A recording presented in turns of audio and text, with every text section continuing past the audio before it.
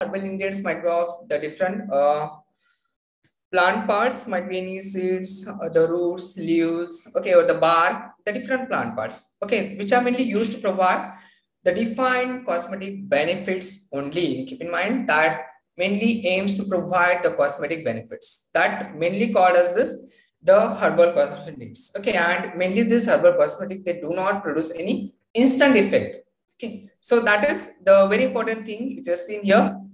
Then the herbal cosmetics, as you know, the different products that are mainly occurred or are found in the market and the natural content that are found in the herbs that doesn't have any side effects. Okay, if you've seen that the herbal cosmetic that are free from the side effects, even your the economic, the budget cost, okay, that are easily available. Simply we can say the different advantages of this one, the wide selection you want to choose from the different plant parts that fits your budget again. That not we can say tested on animals even also and no side effects. So simply these are the benefits of the herbal cosmetics that offered by this one. Then this cosmetics, the word, if you heard about the D&C Act in your subject like the pharmaceutical jurisprudence, okay.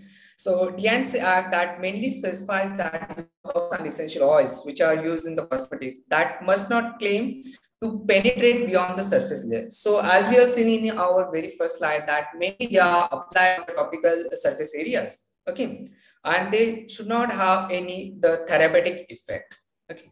So there are the different regulatory requirements for this one that comes under for providing the regulations with respect to the herbal cosmetics, we can say. And if you see the historical perspective, right from the Pliny the Elder, the ancient civilizations, even the Queen Elizabeth, they encouraged the women to cultivate the gardens and to help them in the preparation of the different powders, even the sachets and the different scented washes products. Okay.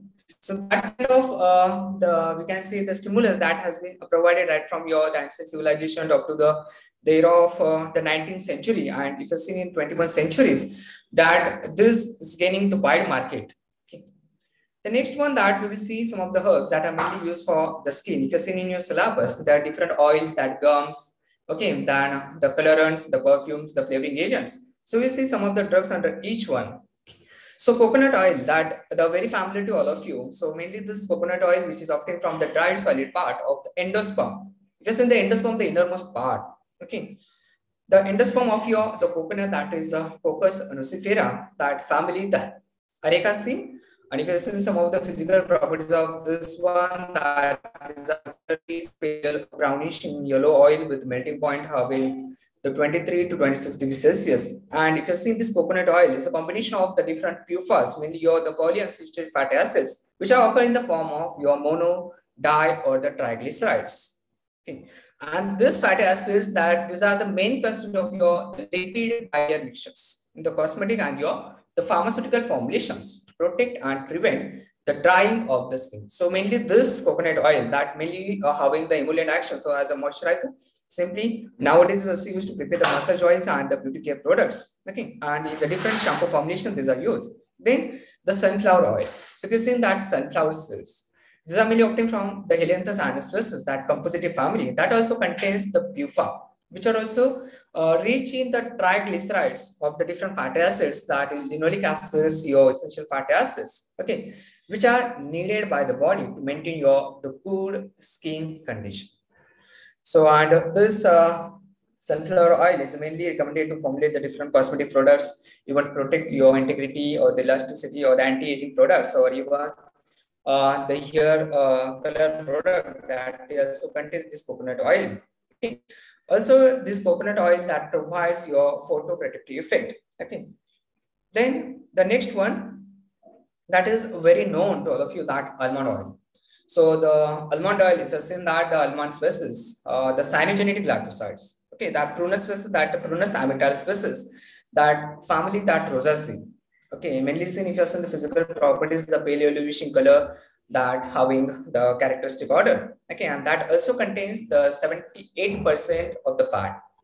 And here, the active principles that mainly present in your almond oil is a mixture of the glycoside with the different fatty acids like your oleic acid, linoleic acid, the myristic or the palmitic acid, they are varying in composition. So if you say that the bitter oil of an hydrolysis gives a benzaldehyde.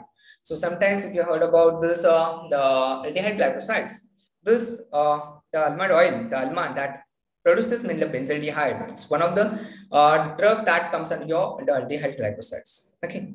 So this almond oil has emollient actions used in the preparation of the different cosmetic formulations like your creams and lotions. And very important thing, they contains the omega fatty acids. That omega fatty acids that are very helpful as antioxidant compounds. We can say that proves to be very nourishing. That softens and your strengthens the hair. Okay, and very important that provides the cool cleansing agent. Then the next one, the beeswax. Because in that beeswax is one of the protective agent. So this beeswax separated from the honeycomb of the bees, that is Apis mellifera, Aphidae family, that contains the 70% of crystal of the fatty acids like the myricyl palmitate, which is yellowish brown in color, that's solid, and the honey-like odor, as it is obtained from the honeycomb of the bees. Okay, and generally this helps in the incorporation of water to form an emulsion. So beeswax, so one of the components that as a protective agents, basically. Then the wool fat. So wool fat, if you're seeing, is a yellow waxy substance mainly secreted by the sebaceous gland. The sebaceous gland is the oil gland. So sebaceous glands of the wool-bearing animals like the sheep, like the species like Ovis aries, that family, Bovidae, and the chemical composition of this one that mainly contain the different fatty acids, the linoseric, the linopalmitic, your myristic, oleic, the cerotic, or the oleic acids, and it contains about the 50% of the water. And mainly this wool fat is a moisturizer. It's a very good moisturizer to treat your dry, rough, scaly, itchy skin and some minor skin irritations. And it's very important, as we have seen, it contains nearly about 50% of water. So mainly used as the water absorbable ointment base, which has wide applications in the cosmetic formulations. And this this lanolin is often used as a raw material, okay, for the producing the cholecalciferol. Using the radiation treatments, the cholecalciferol, simply we can say the form of the vitamin D. Okay. Then the oils, the tea tree oils. So this tea tree oil, you can see here the product. Okay, this mainly obtained from the leaves of the species of the tree, that is the Melaleuca alternifolia, and this species is mainly grows in Australia. Okay, and it has wide applications, right from the ointment preparations that your the mouthwash formulations, your lotions, or the skincare creams, and mainly it is commonly available in the market in the 5% concentrations. But nowadays, that the higher concentration of this same product that are also available in the market, and this contains the terpenoids, which are mainly the oxygenated derivatives of the terpenes. You might have heard about the terpenes, the volatile that contain the terpenes, which having the basic the isoprene in it. Okay, so isoprene in it that having basic molecular form that is C5H8, and depending upon the number of isoprene units, there are the different terpene derivatives, your mono, di, cis, will not go into detail of this one. So you have to keep in mind terpenoids simply. These are the oxygenated derivatives of the terpenes. Okay, and mainly these are found in your this tea tree oil, and which is very helpful or beneficial for the skin. So if you see the uses of this, the tea tree oil, that mainly this terpene that very helpful as antibacterial, anti-inflammatory properties, that also benefit your oily skin. Okay, and that also relieves your the effect that helpful reducing that itchy skin. Okay, or the simply sometimes some of the oil that require the carrier oil or that diluent. So here apply this tea tree oil to the skin after diluting with the carrier oil or simply with a moisturizer. So this diluting with that the moisturizer or the carrier oil, it helpful in decreasing the risk of any the skin irritations. So it is also important to avoid applying the oil too close to your eyes, as sometimes this the direct application of this oil to the eyes that may cause irritation and the we can say the itchy like conditions or the redness that will occur near to that area. So this is the precaution that you have to take care of all these things. That is the very important one. Then next one, this tea oil on the skin mixed with simply with a few drops of the carrier oil that we have seen. So simply in order decreasing any the harmful effect of this one. So sometimes with the cotton ball that you have to apply very carefully, okay, in the warm bath. And now this tea oil that also found its application in the lotions, okay. Then the orange peel. Now, orange peel, the citrus family fruits, we can say. So it's the fresh and dried part of your the pericarp, the outermost layer. Keep in mind the pericarp, that is the outermost layer. Okay, the fruit that the citrus orangeum, that family Rutaceae. And if you've seen that orange peel, it's widely rich in the vitamin compounds, different phytoquinones like the limonene, the pectin, the asparagine, the orentimarine, the orentimaric acids. Okay, besides that, it also contains some compounds like the tangeritin, the tetradecanol, the threonine, thymol, the thiamethyl ether, the different derivatives, simply we can say, then different amino acids like your tryptophan, tyrosine, your some acidic compounds, citric acids, the citronellal. Okay, then it's a derivatives like any acidic derivatives. Okay, then amino acid like cysteine. Okay, the sulfur containing amino acids. Okay, and mainly as a bleaching agent. So bleaching agent simply that related to your causing the depigmentation of the skin. Okay, then the olive oil. So olive oil, that the Oleoidopia, that family, the Oleaceae, and this olive oil may use as a moisturizer for your dry skin. Some of the formulations like your the lip balm product, like your shampoos, your hand lotions. So nowadays the massage oils, the found application of this olive oil even in the hair that you the dandruff. Okay, so this olive oil is reaching the different phytoquinones like the fatty acids, your tocopherols, the vitamins, your carotenoid compounds, the pigmented material like your sterols, the antioxidant compounds like your polyphenolic compounds, then your chlorophylls, different flavor compounds of the volatile compounds. Okay, and they're having the wide applications. We're seeing as because of this polyphenolic the nature of this olive oil, they're having the anti-inflammatory effect. So that protect against your the free radical scavenging effect of the virgin olive oil is mainly due to the presence of your polyphenolic compounds, and it's also applied topically to treat your any skin damage, might be any contact dermatitis, any inflammation, or any the eczema like conditions, the severe hand and foot eczema. Then in psoriasis, if you're seeing the skin disorders, psoriasis, and that one this olive oil it's a massage on that particular area. Okay, and sometimes in thermal and the radiation burns, that cooling effect of this was to helpful to reduce that the itching or that the irritations on that inflamed area. Okay, so other types of skin inflammation and in aging. Okay, then turmeric. So turmeric, the next one that if you're seeing the turmeric regional name of all of you knowing that the haldi. Okay, so it's the rhizome of the plant part, that is curcuma longa, that is gingiberis family.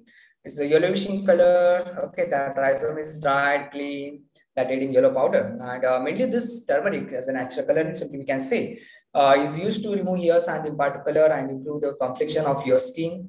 Okay, and also for the treatment or different conditions like the acne, wounds, the burns, eczema, even that if you see the photoprotective effect that is offered by this turmeric compounds. If you see the phytochemistries of this one that are mainly rich in the curcuminide derivatives. So curcumin 1, curcumin 2, curcumin 3, we will see that one when we are going to start with herbal excipients. Okay, some of the drugs that will again get repeated in that ones. Okay, so here that mainly this turmeric that we have seen the source and that having the wide applications in the different skin disorders. Okay, right from your acne, your wounds, the burns, eczema, your psoriasis. Okay. Then the ginseng. So ginseng is one of the traditional drugs. So it's a traditional drug which is used for more than 2000 years. It's having very good applications. So ginseng, the Panax species, the Panax ginseng variety, that Araliaceae family. Okay, and mainly this ginseng drug that activates your skin's metabolism.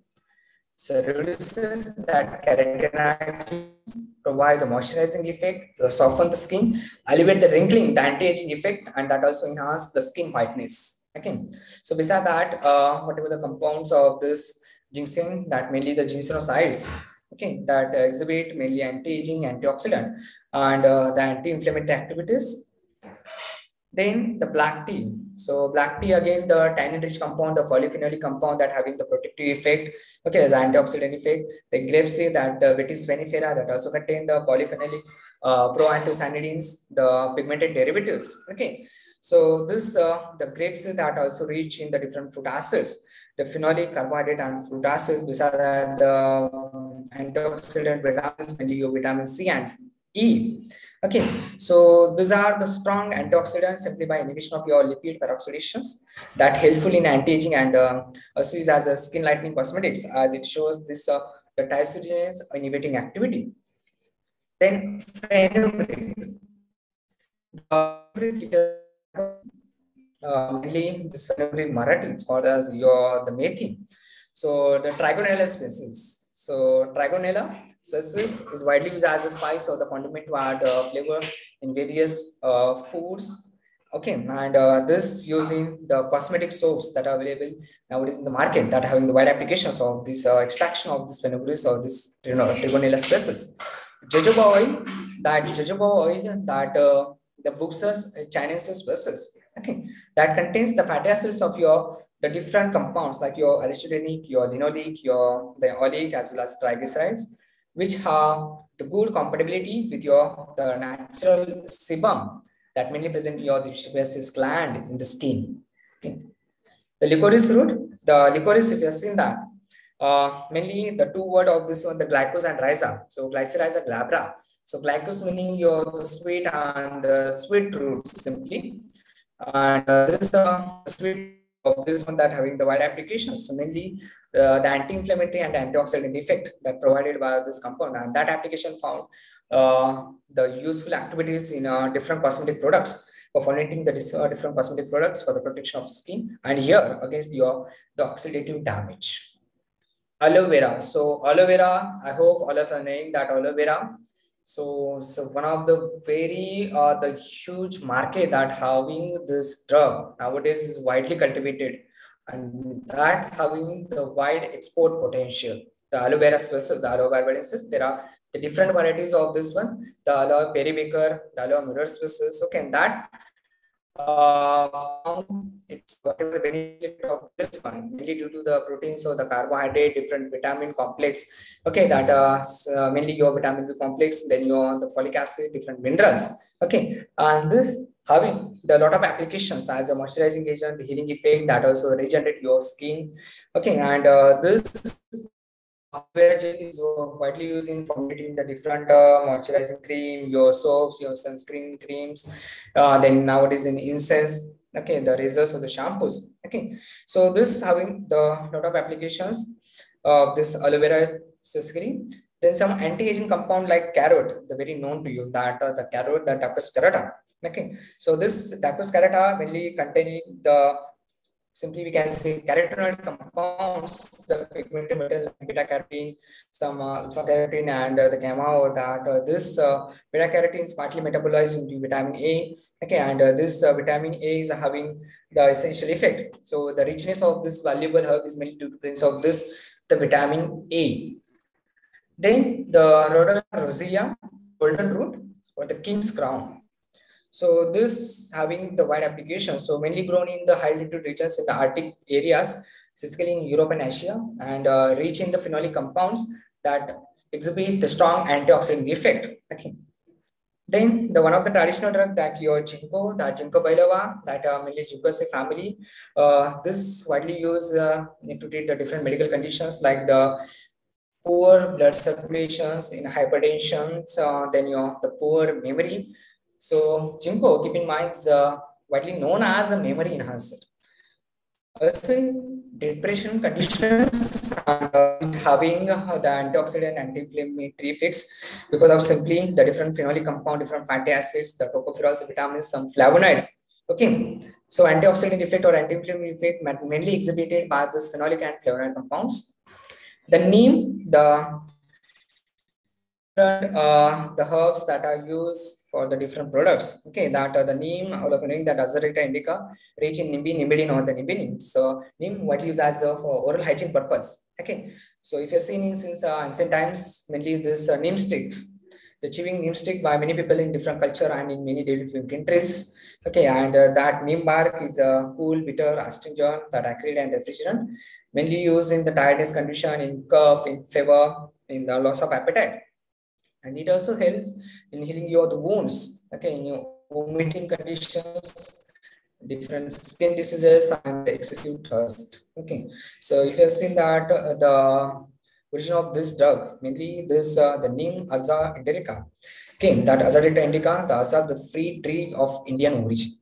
So one of the very ancient drug, okay, and that one case that was filed with respect to this patenting of this that this name drug, that was very widely known case of this the name species. Then miswa, that the miswa, that is the Salvadora persica species. So again, this oral hygiene product. So this miswa, it contains the carbohydrates and trimethylamine, that again also contain the Salvadorian chlorides, different sulfur compound, the terpenes, vitamin C, glycosides, rich in tannins, saponins, flavonoids, and steroids. And this meswa drug, okay. So as the research has found that it contains number of beneficial properties, including your the abrasiveness, that antiseptic use, astringent, and as a detergent. So bleaching agent that we are seeing, one of the product that bleaching agent. So mainly this depending upon your the skin's pigmentations. Okay, so in order to depigment some of the skins, there's that mainly applied on the skin in order to depigment that one. So nowadays is a fashion trend among that mainly aims to reduce the normal melanin in the skin. Okay, and there are the different active ingredients that are mainly present in this as a bleaching compound, like albutin, pepper mulberries, your the glabridine, the aloysin, then your the flavonoid compound, that hesperidine, it's a type of again the flavonoid, the niacinamide, different polyphenolic compounds, or that soya proteins that are widely used. Okay, then some of the product of this bleaching compounds, we will see some of the products like mercury compound, which are used as bleaching agents. But keep in mind, currently nowadays, the use of the mercury that has been prohibited. So mercury chloride and mainly the red mercury oxide and ammoniated mercury, that are example of this mercury compound that are mainly used as a for this bleaching effect. Some hydroquinone derivatives. Okay, so hydroquinone derivatives mainly used for the skin lightening purpose in 1.5 to 2% concentrations. Okay, and if any the inflammation or the irritation that persist with respect to use of this any compounds for the bleaching effect, then immediately consult your the physicians or stop immediately the use of that particular bleaching agent. Okay, then some catechol or its derivative compounds. Catechol, mainly the isopropyl catechol, is the most potent depigmenting agents. Okay, and it has been found that it can also produce that irritation or insensitizing reaction if it is used as a concentration of 3% or more. Then very known to you that ascorbic acid, keep in mind this ascorbic acid and its derivatives. Okay, so this ascorbic acid and derivatives, they are also useful at the depigmenting purpose. They are also very the stabilizer. Okay, mainly because of that the hydroquinone, or the mainly used in skin bleaching cream, which mainly contain the hydroquinone as stabilizer. Okay, and that mainly using the concentrations and in between the 3 to 5%. The antioxidant compound. So antioxidant compounds like your the tamarind. So tamarind, the Tamarindus indica. Okay, the Tamarindus indica is a rich source of the different vitamins and the different minerals, and also having the antioxidant capacity because of mainly the polyphenolic rich compound. So, and as per research, it has found that this biological activity assessment of this tamarind that was reported on the free radical scavenging effect, lipid peroxidation, reducing effect, antimicrobial activities, including your anti-inflammatory potential. And in addition, it is also used in the skin lightening and control of the sebum production in your sebaceous gland in the cosmetic formulations. Then the very known vitamins that mainly acts as an antioxidant, that is vitamin C and vitamin E. Your this vitamins that your the ascorbic acids that mainly use the late collagen repair. and that removing some of the effects of the photo-aging effect on the skin. Okay, again your vitamin E, that tocopherol compounds, the tocopherol derivatives. Okay, and that mainly helpful in arresting the chain propagation and liquid peroxidation simply by scavenging your lipid peroxide radicals, and that will helpful in protecting your the cell membrane from its destruction. Then the herbs that are mainly used for the hair care. So hair care, if you're saying not, mainly we'll not go into the details of that, the structure of the hair follicles and all these things. So all of you in that the hair care, the difference, the you can see that conditions like the hair, like your the dandruffs or that the different pigment material that are found as this. The moisture content or the human hair that mainly consists of the different materials like the different proteins, the water, lipids, the pigments and the trace elements, and these proteins that are mainly made up of the long chain of the amino acids, the 20 or 50 amino acids. Okay, and mainly these are found in the amino acids that having the disulfide bond formation. Okay, or the disulfide linkage. Okay, these disulfide bonds that here is also reaching the peptide bonds again, the carbonate amide groups. Okay, so that is the very important that exhibiting the different actions on your the hair care treatments. The aloe vera is the aloe gel mainly used for your the hair loss treatment, for improvement your the hair growth following the alopecia. So alopecia mainly where that the hair loss. Okay, and the alanine is the major phytoplankton, that one which mainly responsible for promoting your the hair growth without irritating your skin. The onion oil that is also used, the LM separate derivatives that onion oil, okay, that mainly used for the acne, boils, your the blackheads to draw the infections, also decrease the inflammation, that's speed up your healing. Okay, and this onion derivatives, onion oil is rich in the sulfur compounds. Okay, so if you heard about that LM separate, that iridoid compounds, okay, that iridoid, that sulfur containing one this LM separate derivatives. Okay, so other nutrients that are also present in the onion which prevent the oxidation of the hair, also helpful in maintaining the pH of the hair follicles and preventing the premature graying. The next very important drug that Jatamansis, one of the traditional drug, the Nidostachya Jatamansis species. Okay, it's used since ancient times, and in Ayurvedic science, this roots or the rhizomes of this one that are used for mainly extracting and preparing medicinal aromatic oil, and that mainly found rich in the nadine, jatamansic compounds or the nodal compounds that helpful in managing your numerous conditions like your skin, hair, and the health conditions. Okay. Besides that, the extracted oil of this one that are also used to form the paste, which can be directly applied on the scalp to boost your hair growth. Okay, also helpful to prevent your hair fall and the baldness. And nowadays, the powder form, the churna, is combined with the any suitable carrier like your coconut or any other oil in order to apply it on the skin and hair. Henna. So henna is one of your natural color. So also that has been cited as the Lawson anatomy species as a growth accelerator, and is used in an ancient Egyptian formula to curb the loss of your hair. Okay, and that having mainly the anti-inflammatory and anti-allergic action and analgesic effects. Then the salmonia or this salvia or this rosemary species, the two different species. Okay, so that having the different applications in the folk medicines. The most important constituent of this rosemary, that caffeic acid, okay, that have antioxidant effects. The salvia species that you are the common sage. Okay, mainly used to maintain of your dark curly hair to strengthen and stimulate your hair growth.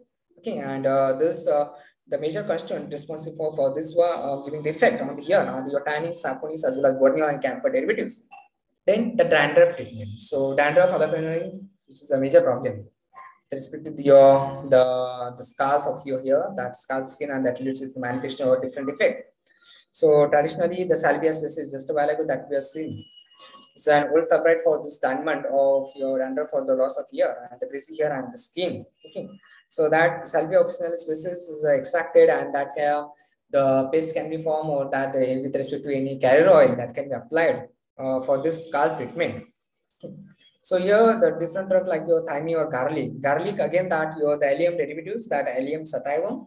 So mainly the lotion, the garlic lotion that help to control your the dandruff.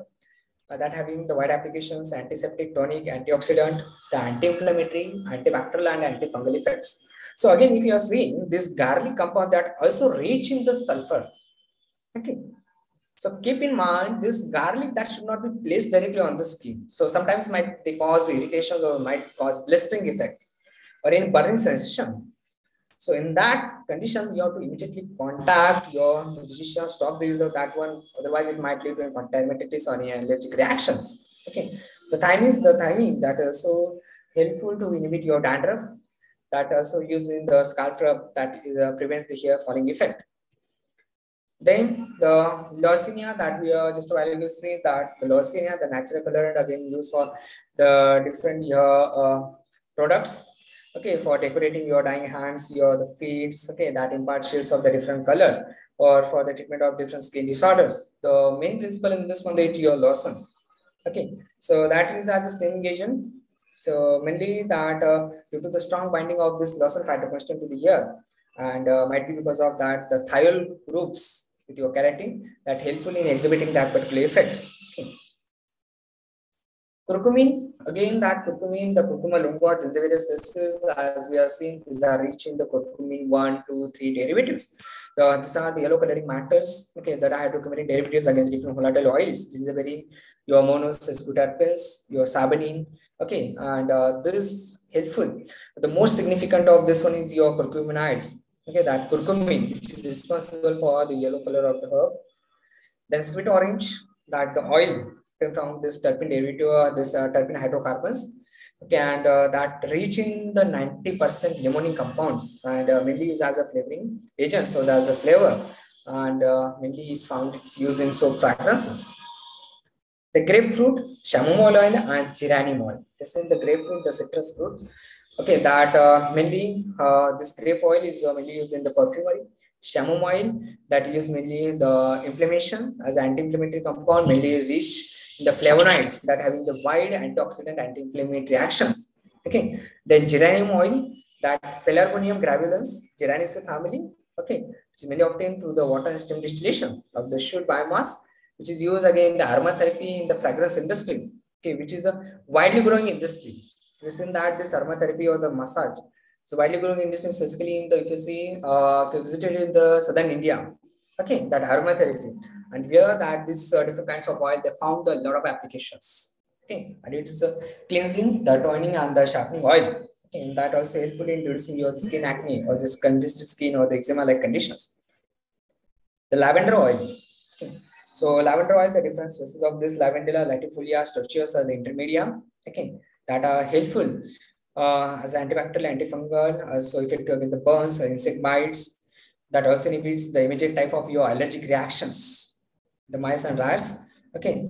Also, the oil, the herbal tradition is to encourage the cell growth. Okay. As a nourishing agent again, so it should be used with the mending and regeneration in all kinds of the skin ailments, your bites, singes, or the boils, or in cold scores like condition or the sunburns. Amla, that Imblica species. Again, these are rich in the antioxidant or that you can say the anti-inflammatory effect that it has having. So Imblica officinalis, this on the Furiaceae family, which is widely grown throughout India. Okay, and this rose oil that soothes your mind and helps your depression. Again, the nervous stress and the tension. And that amla is also having the wide applications in the herbal cosmetics. Different formulations of this one that are found available in the market. Then the eucalyptus oil. So eucalyptus, so many species of this one that are used in the preparation of the liniments, the inhalants, scarves and syrups, the ointments, toothpaste. Okay, and this eucalyptus oil that are rich in the different terpene derivatives like one-8-cinol, that limonene, pineate or philandrine, or the camphor. Then this henna that we have seen that previously, that this henna that having a lot of applications. Okay, so this henna lotion inner means that mainly contain the lotion species. Beside that, gallic acid, glucose, mannitol, your fats, resin, then mucilage, and some of the traces of an alkaloid, and that are very helpful. Okay. Then shikakai. So shikakai is known, we can say, one of the very ancient drug. The shikakai is a medicinal plant that grows in tropical rainforest of the southern Asia. Just in that tropical that goes to about your 35 degrees north and south. Just in the geographical distribution of the earth, the tropical region that comes Whatever the country that comes in this one, they mainly grows the shikakai. So the pods of this one that are having a lot of applications, as these are rich in the saponin, the sugar, tannins, or the flavonoid compounds, they have a lot of application in the herbal cosmetic. So this is all about the herbal cosmetics, that whatever the content that has been given with respect to your the fixed oils, your gums, your perfumes, your flavoring agents, okay, for the different skincare products. Okay, so this is your herbal cosmetics. Now we will turn to the next point, that is the herbal excipients. So I hope so you have heard about this herbal excipients. Am I audible to all? Are you there on the lecture? Yes. Are you there, all of you? Yes, sir. Yes, sir, audible. Okay, okay. So next point, that is herbal excipients. So excipients. So what comes to your mind first? This is in the excipient that are non-active ingredient that are mainly added to your food. The lot of purpose behind this one, adding these excipients. So herbal excipients, these are the non-active ingredients that are generally mixed with your therapeutically active compounds, your medicines, in order to enable your formulations that will exhibit that what it intends to exhibit. Okay, so these are used as a medium for giving a medicament. Okay, so the ingredient which is not that refer the excipients, and this excipient that are the so many derivatives of this one that are found ubiquitously, that are found throughout, we can simply say the plant and some of this one might be if you heard about the different natural disintegrants, viscosity builders, that again comes your perfume flavoring agents. So examples like your the starch, alginates, carrageenan, gums, the pectin derivatives, your gum derivatives, okay, different protectives, your colloids, some thickening agents, so some gelling agents that mainly comes under this one. Okay, so classification of excipients that we have seen, that the binder, diluent, lubricant, the gladants, the disintegrants, your plasticizers, coloring agents, suspending agents, flavoring agents, sweeteners, preservatives, antioxidants, then the different polishing film formers even also there, that comes under this category. Again, sweeteners. In sweeteners, there are natural sweeteners or these are the artificial sweeteners. We will see in detail all this one. Under each category, we will see at least one example with respect to each and its significance. Okay. So if you see what are the advantages of this herbal excipients. So as you are going to obtain all the excipients, the non-active ingredient from the natural sources. So obviously that would be your biodegradable. So it's a very important thing. So whatever you are going to use, you have to make sure that it will not cause any harmful effect on the environment even also. Okay, so this is biodegradable property, that is very important things. So second thing, they don't have any adverse effects on the environment, human being, biocompatibility, non-toxicity nature, economic things. If you're seeing the budget perspective, economic, cheaper in nature. Again, it's safe and devoid of side effects with easy availability, as these are ubiquitous in nature. So these are easily found in nature. Disadvantages. So obviously, everything has some pros and cons, we can say. So disadvantages of this herbal excipients. Microbial contamination. Now that microbial contamination might be due to might be any inadequate the storage conditions, the variations in the nature of that phytoquestions, or that stability of that with respect to an excipient's nature, the uncontrolled rate of hydration, the slow processing of acting of this one, sometimes might be causing any chelating any heavy metal contamination due to might be chelate formations with respect to any the herbal the excipient's nature, the categories of this one, the brief introduction to each part, whatever that coloring agent, the sweetening agent, its classifications, then that is one example under each category. So coloring agents and color. So nowadays, so many coloring agents or colorant that are available in the market. Besides your natural, there are synthetic colorants are also there. So coloring agent that mainly gives the attractiveness to your dosage form. In order to sell your dosage form, you have to make sure that it's very attractive at least. Okay. And if you are going to use any herbs as an extract or any phytoquestants in order to make a few formulations, so you have to make sure that the dosage forms will be attractive in nature. Okay. So if a dosage form has an acceptable study found that they avoid that particular dosage form, for its argumentation. Okay. So if you're saying that colorants, who approved this one? So most of the time, these coloring agents, whatever that are used in pharmaceutical industry, that needs to be approved or certified by Food and Drug Administration or FDA. Okay. So there is one also psychological reason behind this one addition of your coloring agents to any research forms. Then the natural colorants that are found from the natural color substances found in plants, animals, some dye or the pigment materials. Okay, that pigments mainly applied only to the surface. Okay, and the colored compounds that are mainly known as chromogenic compounds. Based on that, the chromogen, the chromophore, the word chromophore. Okay, that bears chromophore or the oxochrome that capable of absorbing any particular light in the UV regions. Okay, and this colorant mainly work by absorbing this varying amounts of the light in that regions at different wavelengths or the frequencies, okay, of that particular spectrum. Okay. So advantages of using this one that just a while ago we have seen the advantages of the simply the herbal excipients. So same here that biodegradable or that as this naturally that we also show some medicinal properties, less toxicity, do not cause any particular disease. Okay, and these manufacturers use this natural color because they are easily degradable that maintain the stability. Eco-friendly, the word eco-friendly, that is very important thing. That gives the advantage to this use of natural colorants. Then disadvantages of synthetic coloring agents. So if you're saying there are so many synthetic agents that are available in market. Okay. So synthetic agents, because of addition of any particular chemicals, that chemicals could be carcinogenic in nature, might having a toxicity effect. Okay, might be having an therapeutic effect. It depends of the different azo groups or that aromatic rings. So this is the very important thing whenever you're going to choose a particular medication in order add it to any particular formulations or in dosage forms. So that choice that should be depend on that should be based on the different criteria, the pros and cons of that particular things.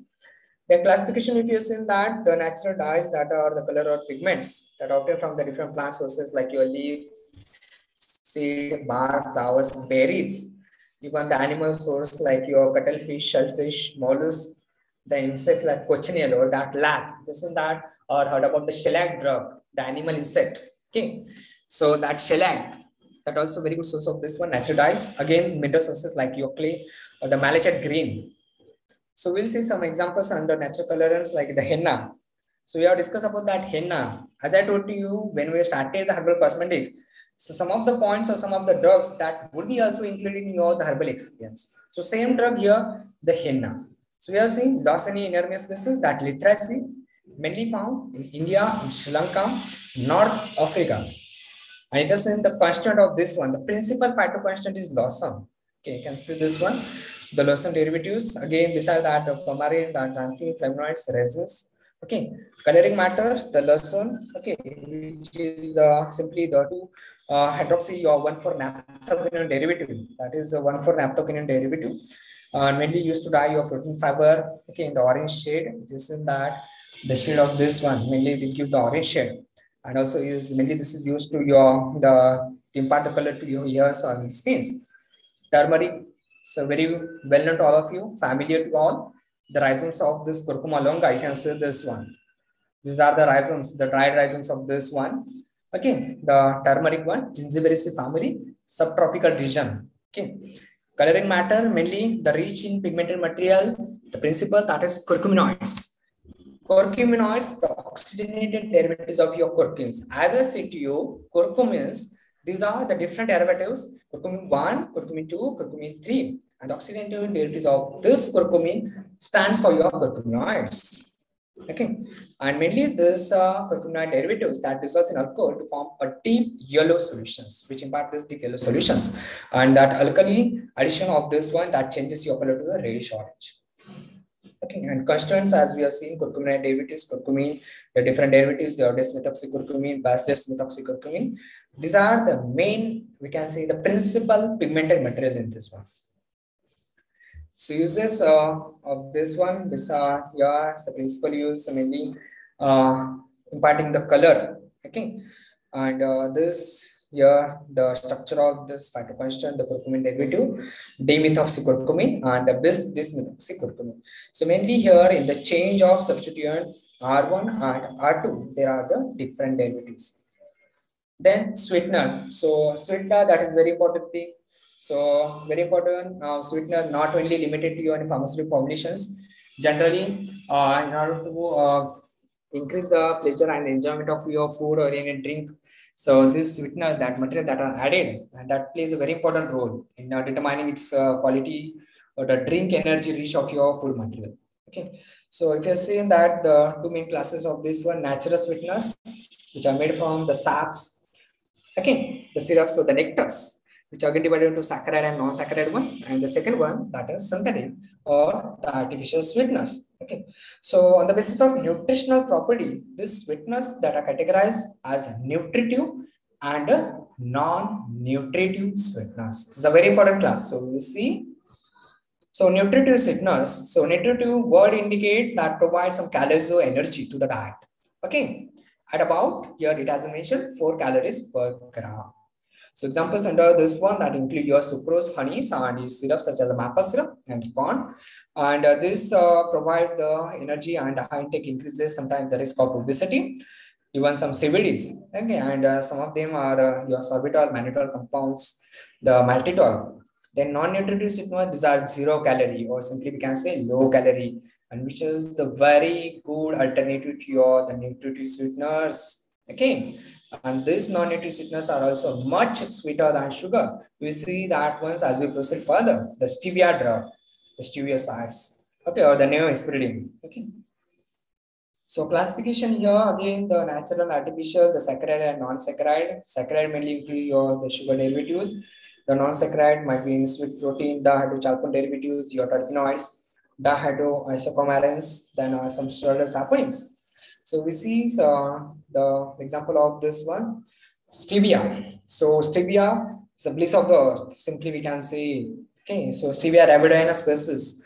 So mainly you found in the Malaysia Peninsula, that Paraguay, the Brazil, Japan, Taiwan, and China and Thailand. Okay, and this is the American plant, that is stevia rabidina, that mainly having the potential sweetening compound, that is stevioside. Okay, which is the sweetest of all. Okay. So in general, extraction and composition. So mainly here, this stevioside that is isolated from the leaves of the plant by extracting with the water or the hydroalcoholic mixture. And further, it's given the treatment with calcium or magnesium hydroxide or the magnesium carbonate. Okay, so the principal compound from this one, keep in mind, that is stevioside and rabidoside. And both these compounds are your diterpene glycoside. Diterpene, keep in mind, as I said in earlier, the herbal cosmetic, the terpenes, they're depending upon the number of your isoprene units. That is 1, 2, 3, 4. Likewise, your diterpene stands your 4 isoprene units. Okay, and each isoprene unit having the basic molecular form, that is C5H8. So these are the diterpene compounds, stevioside and rabidosides. And this stevioside is found is 160 times to 170 times sweeter than your sucrose. And it's widely used since in Japan for over 20 years, and still it has did not produce any other known deleterious side effects. It's widely used. It's a very important thing of this the stevioside. Yeah, the structure of this one, again the stevioside, very complicated structure of this. Okay, the steviosides and rabidosides derivatives, that these are diterpene glycoside derivatives. Uses mainly as the non-caloric sweeteners. Okay, and in USA, that is mainly used the non-caloric sweeteners as the USFDA that allowed the use of stevia as a diet supplement, but not as a sweetener or as ingredient of any food. Okay, and the stevioside and rabidosides, they give rise to main principal steviol compound, which is reported to be mutagenic, which cause some deleterious effects. So to some regions of the world, still found the limiting applications. Okay, and it's a typical of confectionery, soft drinks, and the fruit products. Okay. So stevia is a very good alternative for the diabetic patients, as it doesn't affect any blood sugar levels. So it's a very good alternative for the diabetic patients. That is very important thing. Okay, and this stevia leaf, that tea that offers also the relief for the upset stomach. It's also having the antibacterial properties, that antifungal properties. Okay. Also is herbal medicine as a tonic for the diabetic patients, as a mouthwash preparation or in the toothpaste formulations. Then second one, that is a neoaspirin. So bitter orange, the citrus species, Rutaceae family. Again, these are obtained from the hydrations. Okay, it's obtained by hydrations of this species under the alkaline conditions, and it also found to be 330 times sweeter than your sucrose derivatives. And mainly it's characterized by the pronounced methanol-like you aftertaste, which limits its use and it allows it to make only a partial contribution in the food pharmaceutical industries. We've seen that the structure of this one, we see in the next slide, the structure of this phytoconstant, the neospirine dihydrochloride. Okay, that found rich in the flavonoid naringin compound that are present in the pills. Pills simply in your the lemon fruit or the citrus fruit, the peels, the outermost cover, the orange color, okay, that are rich in the flavonoid compounds. Okay. So here you can see the structure of this, the naringin or the neospirine dihydrochloride compounds. Okay, and it's mainly using confectionery products, chewing gums. Okay, so in addition to sweetness, this also has flavoring properties that is found application in variety of the food and other products. Then binders, the natural binders. So natural binders such as your, for example, your take your the starch that have contain the mucilage compounds that have the binding properties, okay, and that are used either in solution or in the dry form, depending upon your ingredients in the formulations. And second thing, that is method of preparation of your dosage form. Okay, so generally these binders are using solid, semi-solid formulations. Okay, and also commonly using the wet granulations. Okay, and this solution binders that dissolve in the solvents such as your gelatin solution, your cellulose or derivatives, its derivative solutions, or the starch or sucrose or the polyethylene glycol solvent. Okay. So advantage of natural binder, a lot of this area again biodegradable, availability, low cost. Keep in mind with respect to in herbal excipient, the advantages that remain same, more or less in the same. Okay. So that can also modify the release of the drug, thereby that will enable or that will potentiate in absorption property or subsequent bioavailability. You might have heard about this word bioavailability, the rate and extent of any particular drug in your the blood concentration. Okay. So that the concentration of the particular drug in the blood, okay, that get increase that bioavailability, increase bioavailability, increase absorptions, increase the effect, the therapeutic effect, simply we can say. Okay, so that increases your stability, precision, and the accuracy of the dosage forms, and it also helpful improving your the organoleptic properties of the drugs. Organoleptic properties that include your simply say, for example, your the color, taste, odor, likewise. Okay. The disadvantage of this one, sometimes the use of this might lead to your the tablet hardening of this one, and that will decrease in dissolution performance. Okay. Then the example of this one, natural binders, that is acacia drug. So acacia very common, that is obtained from the dried exhalation of the acacia Senegal. Senegal, if you see that the subregions of the Western Africa. Okay, so it's mainly found in white or yellowish white flakes, about 32 millimeter in diameter. Solubility found in soluble in glycerin, polyethylene glycol, water, insoluble in alcohol. Chemical constituent mainly arabinose, galactose, or rhamnose. If you see in the chemical test with respect to this one, the lead acetate test or ruthenium trade.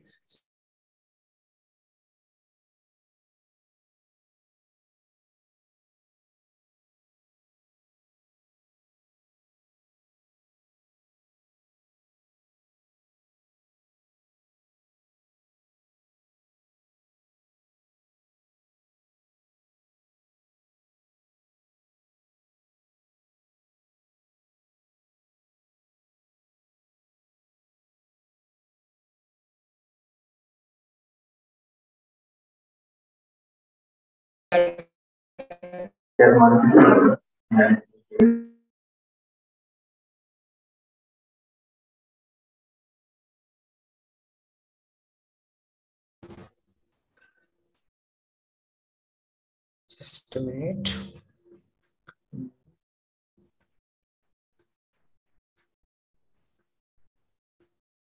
Okay, is it visible now, all of you? Herbal excipients. Yes, sir. Okay, okay.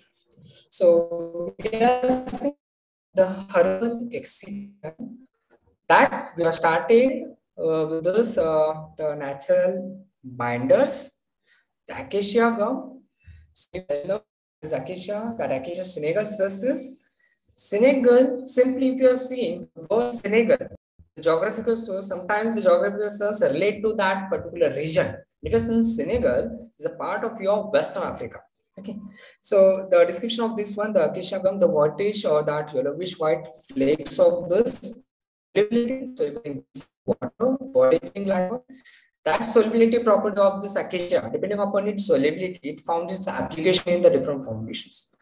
Chemical test, lead acetate, the gelatinizes your aqueous solution, the rhythm red, no color formation, the powder when dissolved in water, to the added benzene alcohol, the blue color formation takes place. So the method of sterilization of this acacia gum, mainly the autoclave method is used. Uses as tablet binder, as a suspending agent, as a emulsifying agent, or as a mucilage or the thickener, and it needs to be stored in the airtight container in a cool and dry place. Second one, gelatin. So gelatin that is obtained from the different animal collages tissues, collagen tissues that the tendon and ligaments. Okay, and mainly it is found in the form of the flakes, sheets, or the powder or the granules. And if you see the solubility of this gelatin, the binder is practically insoluble in water and most of the organic solvents. Okay, then your the fixed oils, the volatile oils, but it's soluble in hot water. If you see that gelatin in the mainly the hot water, the warming in the water that found application in the different skin lightening, herbal skin lightening cream, in herbal shampoos even also. Okay, again in glycerol as a the vehicle, the acetic acid.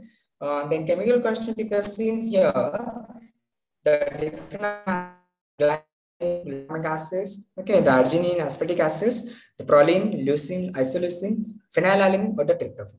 Chemical test with respect to this one, when you are going to heat your powder with soda lime, it was the ammonia gas, and with the powder with citric and tannic acid, it caused the precipitation. Uses mainly gelatin application, the capsule formation, the manufacturing of hardened soft gelatin capsules, in preparing your the substitutes, your pesticides and pest as a tablet binder, stabilizer thinner, and the mascara preparation, the mascara preparation 2% concentration, and method of sterilization of this gelatin the binder is a dry sterilization method is used. And again, the storage airtight container, the tight container in the dry place. The diluents. So diluents mainly provide the better tablet properties such as helpful in improving your the cohesion, the bonding, or to promote the flow of that ones. Okay, or they increase the weight and improve the content uniformity. And some of the common diluents, you have heard about the lactose monohydrate, then you have the different sorbitol, xylitol, or mannitol derivatives. And they're having the different applications. If you see the secondary reasons for why they are added to your the tablet formulations, such as to to improve your cohesion, that will helpful to the flow property or the or direct compression enhance the flow that adjusts the weight of the tablet as per the die capacity. So ideal properties with respect to any that particular diluent, it should be non-toxic, commercially available in the acceptable grade, should be physiologically inert. It should not produce its own effect when it is going to be added, when it's added to any particular formulations. Its stability with respect to the physical and chemical conditions. Okay, so it should neither support any microbial growth. So it should not affect the dissolution of the product. It should not interfere with the bioavailability of that APIs, and it should preferably be colorless or nearly so to that. Okay. Then we see some examples of this one, that is the lactose. What we use mainly the lactose and glucose, it's a disaccharide from mammals. Okay, the chemical test, if you've seen that the water and ammonia and the lactose, we heated this one for 10 minutes, the red color develops, the 5 minute hot saturated solution of this lactose with sodium hydroxide that produces the warm yellow liquid, and we finally becomes brownish red on adding the cupric sulfate solution. Again, purity of the copper hydroxide forms. So the method of sterilization here dried at 105 degrees Celsius, dry heat sterilization, which has a diluent in tablet, capsule, dry powders, so the inhalations, the sugar coating solutions, and it is stored in the closed container in cool and dry place. So keep in mind with respect to whatever the constituent or excipient with the ask, you have to mention at least its source, its general properties or its description, the form of that one, at least one or two chemical tests that would be advantageous to answer. And its use, that is very important thing. The mannitol is the second exudation from the stem of your Fraxinus sonus species, the oleaceae. We have seen mainly found the white crystalline release, the non-hygroscopic of the sweet powder. The structure of this one, the orthorhombic prismatic crystals of this, the melting point is 160 to 160 degrees Celsius. Solubility in the alcohol, its specific gravity is 1.52 and it's optically inactive or slightly lever rotated. Now that optical rotation, depending upon the rotation of that plane polarized light towards the right and left, so classifying your as your dextron and the lever rotated. Okay, so uses as a sweetening agent and also as a diluent in the 10 to 19% concentration and use as a diagnostic aid. Disintegrants. So disintegrants mainly that are used to break up. Okay, so the breakup of the tablets or the slugs into the smaller fragments in the aqueous environment, so thereby increasing the available surface area. So once the surface area is increased, that would be the more rapid release of that particular drug substance, more rapid we can say the stabilization, the more rapid the absorption of that drug. Okay, so mainly this is the very first stage in your dissolution process. An example of this one, some cross-linked products like the polymers, like the polyvinyl pyrrolidine, your sodium CM6. Okay. So mainly this disintegrant they acts by three ways: by the swelling properties, the porosity and capillary action, and causing the deformation. So example of this one, that is gorgum. Gorgum, that Symphosis tetragonolobus, the leguminous family. If you've seen that, the gorgum, this is a free-flowing powder, the whitish pale yellowish in nature, the slightly soluble in water and not in organic solvents. So and it's dispersible in hot and cold water. So that property helpfully form the colloidal solution, and that colloidal solution having the applications in formulating the different formulations. Okay. For instance, if you see that the galactomannan 85%, the galactomannan, which upon hydrolysis galactose and that mannose, and this with the lead acetate they cause the precipitation, and the autoclaving is a method for its sterilization. The uses as a tablet binder up to 10% as a disintegrant, as 5%. Okay, and in the lotions and creams up to 2.5%. Okay. And beside that one, it having the applications as oral hypoglycemic agent, storage in the well-closed container in cool and dry place. Again, that are different preservatives that are added, like your paraben derivatives. Starch. Okay, so starch, the next one. Having the different sources of this one, like your maize, rice, wheat. Okay, that family Graminy and your Solanum tuberosum, your potato drug, that Solanaceae. Okay. So if you're seeing that the starch, mainly the water soluble and water insoluble part, that is amylose and amylopectin. Mainly these two phytoconstituents, simply we can say that which swells and responsible for gelatinizing properties. Okay. So uses of the starch mainly used as a tablet binder, as a disintegrant, as a diluent for the potent drugs to facilitate that needs to be stored in airtight container in cool and dry place. Next one, that is the viscosity builders. So viscosity builders are sometimes viscosity modifiers that decrease the thickness of the liquid, so that will helpful in improving the pourability, the pouring ability, or that ultimately make it more palatable. Okay, or they are designed simply to change the thickness or the texture of your pharmaceutical ingredients. So that viscosity modifiers might be your thickness, texturizers, insulation agents, or then stiffening agents. Okay, so mainly these viscosity builders, these are substances which are added to the mixture. Simply they increase its viscosity without substantially modifying its other properties, such as taste. This is the very important thing that we are seeing. Whatever the excipient that you are going to eat should be non-interfere with respect to your whatever the ingredient that has been added. So that they increase the stability. It's also desirable to increase the viscosity of drugs sometimes to improve its pourability. But there are also some disadvantages of this one.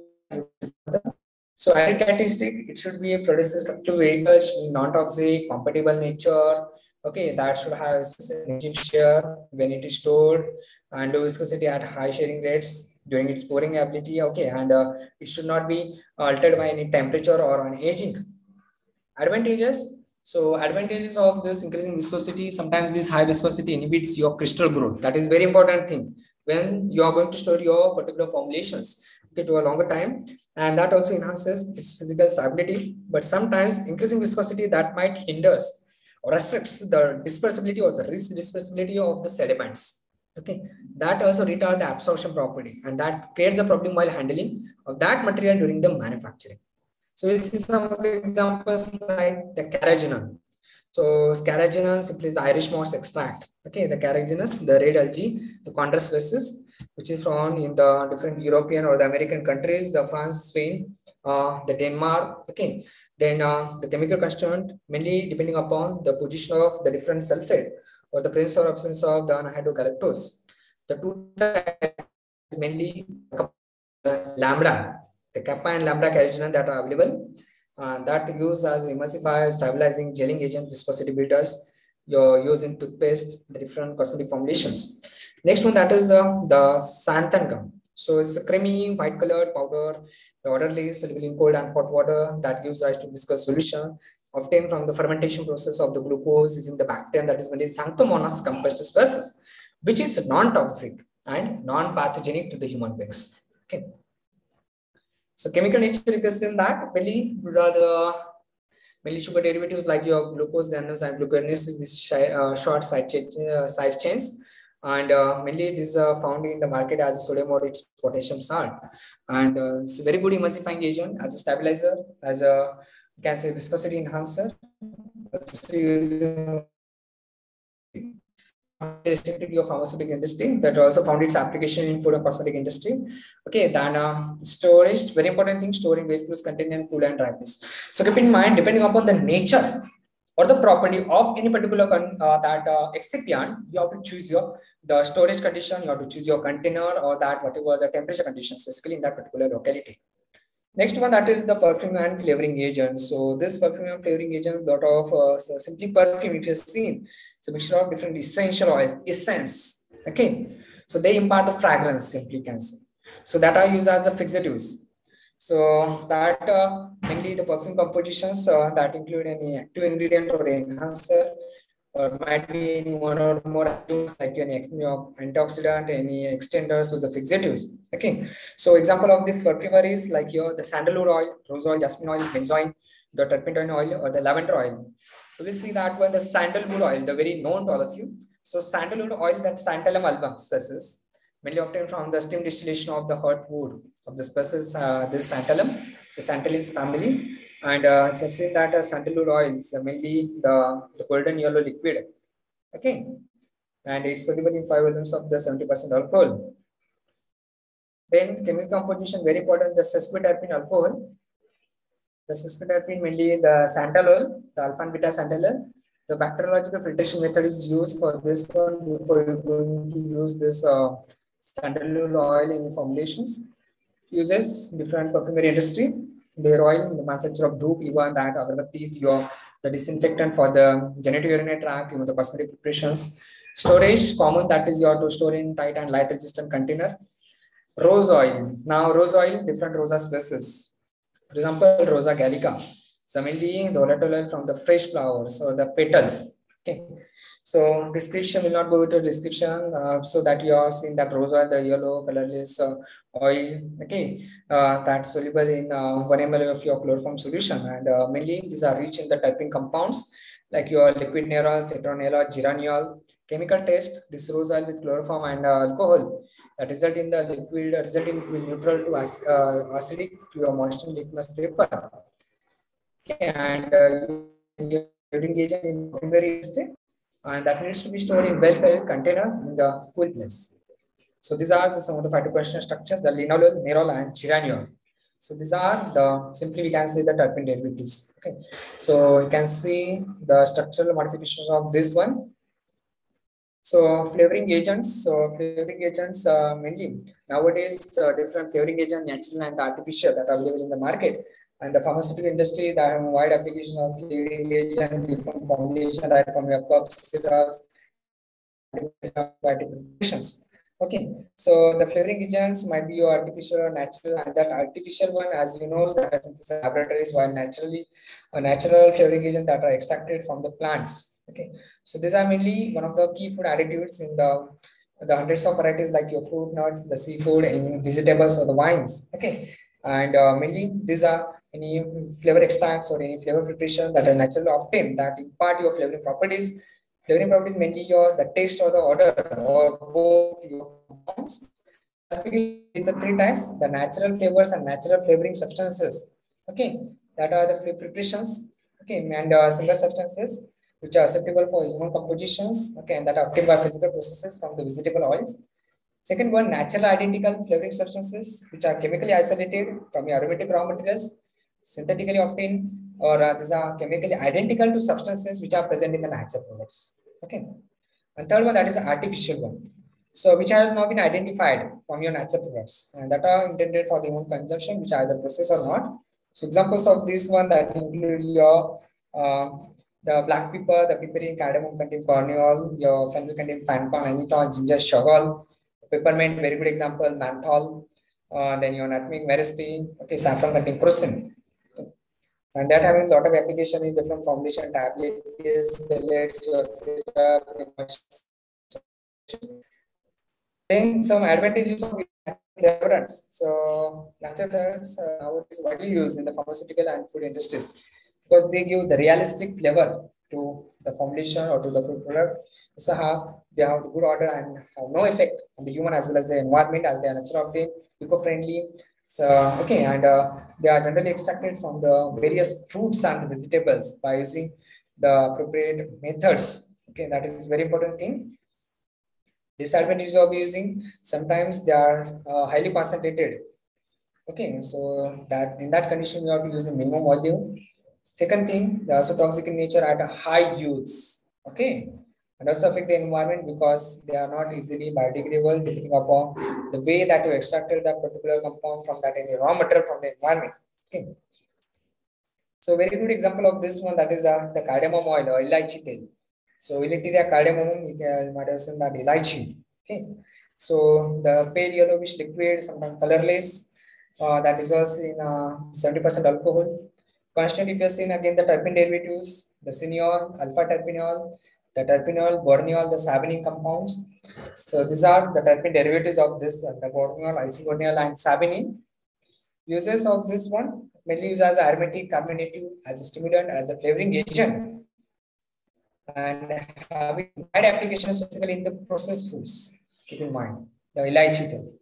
Okay, and bacteriological filtration method is used. Storage, you have to store in very tight, light resistant container, not exceeding at 25 degrees Celsius. The next one, very known to all, orange oil, citrus fruit, the Citrus limonis, Rutaceae family. Okay, that the yellowish orange or the deep orange liquid. And that also contain mainly the 90% limonene or citronellal or the citral. So chemical taste, if you see that one, mainly the solution that express orange oil is used in the dehydrated oil, alcohol. So mainly express orange oil. So keep in mind, the one of the method for the extraction of your orange, the oil expression way. So in that expression way, might be any mechanical pointer might be used, and pressure might be used in order to extract the oil from that plant part. Okay, and if you see the benefits of this one, so a lot of applications: antimicrobial activity, pain relief agent, anti-cancer, antioxidant activity. That exercise your the performance get increase your weight loss and the insecticidal activity. So bacteriological filtration method is used. Well closed storage again, well filled, well closed containers in cool place away from the sunlight.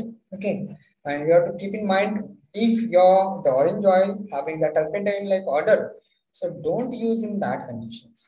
So that turpentine order that mainly signifies the oil that has undergone the degradation. Okay. So here that phytoconstituents like the terpene derivatives, you can see the citral B. So another word for this one that is geranyl A, geranyl and the neryl compounds. You can see here. Okay, the structural differences among these two, geranyl and neryl species and the limonene, again the major phytoconstituent in this the orange oil. So this is all about the herbal excipient. Okay. So next point that given in your unit 3, that is the herbal formulations. Now herbal formulations in that you are given the herbal syrup, some tablets, some powders or mixtures. And one more point that has been added, that is the novel drug delivery systems. They have included phytosome. We will see that one. So just wait 1 minute. I will share that you are the herbal formulations.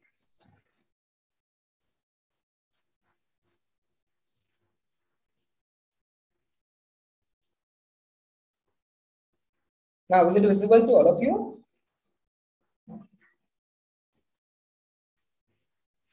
Yes, is it visible? No, sir. Yes, sir. Okay. So the next one, that is herbal formulations. So formulations implies what? So formulations might be prepared with respect to the addition of the different constituents or consisting of one or more herbs, or might be any process herbs, okay, in specified quantities to give the different effects, different purposes, like instance in nutritional purpose, the cosmetic benefits, or other benefits which are meant for use its diagnostic treatment, mitigating any disorders and diseases, or altering the structure or the physiology of the human beings or the animals. Okay, so this herbal drug formulations, that are the means simply by which you are the plant drug or the preparations that are isolated, that are delivered to the site of action within the body through the different routes of administration, might be topical, parenteral, nasal, ophthalmic route of administration. So keep in mind, though it has been mentioned the parenteral route. So there are the different challenges, keep in mind, with respect to the use of the herbal parenteral formulations. Keep in mind, there are very less formulations that are in the market. Okay, and one more thing, that with respect to the ophthalmic route of administration. So there are also some challenges with respect to the using the herbs for this ophthalmic route of administration. We'll not go into the details of these points. So simply we will say that the formulations that are prepared by the giving the different treatments. So whenever you are going to start with any herbal formulations, very first things comes here, you have to collect your raw material, then go for its identification, that herbarium preparation, that is very important thing. Then go for the extraction, then distillation, the expression technique, the fractionation, purification, to concentrate that extract, go for concentration, fermentation of that any comminuted or any powdered materials. Okay, so sometimes that whole fragmented or the cut plants, the plant part, the algae, fungi, the lichen in an unprocessed way, usually dried form, but sometimes the fresh wear that used in the preparation of the herbal. So keep in mind the herbal formulation that not only restricted to your the plant sources, and it might be any animal source, it might be any microbial source. Okay, so these herbal substances that are precisely defined by the plant part, that are used, which part mainly used for that one, the botanical name of that one. Any, for example, any the ginger tablets, if you are going to use that ginger obviously name the drug. Okay, likewise, then we will see the formulations. So very first one, syrup. So these are the some of the points you might have already studied in subjects like your pharmaceutics. What is that syrup? What is that tablets? What is that powders? But still, we will briefly go through that one. So with respect to the herbs, okay, at least the formulations. So the syrups are referring this viscous or the liquids that contain one or more plant drug or the plant preparations in the solutions, and that contain the different kinds of sugar derivatives, the sucrose or other sugars that which contain certain volatile colors that might be added as a vehicle to simply inhibit the crystallizations or to modify the solubilization properties or the taste or the vehicle properties. Okay, so syrups that mainly contain the ethanol as a solvent 95%. So that solvent or vehicle that's self act as a preservative also. Okay, to incorporate your flavoring agent as a solvent, as antimicrobial agents that may be also added to the syrup. And here are some of the formulations you can see here. The leaf clear or that anti-cough formulations, the honeyters, dabur honeyters, the cough remedy, the syrup, and this is the kasamrut, the Baidyanath kasamrut formulations. Okay, this is also the syrup. We will see one of the example of this one. So before going to see the example of the multiple formulations, the advantages of the syrup. Mainly this bad taste of the medications. Second thing, as syrups, these are thicker than aqueous solutions.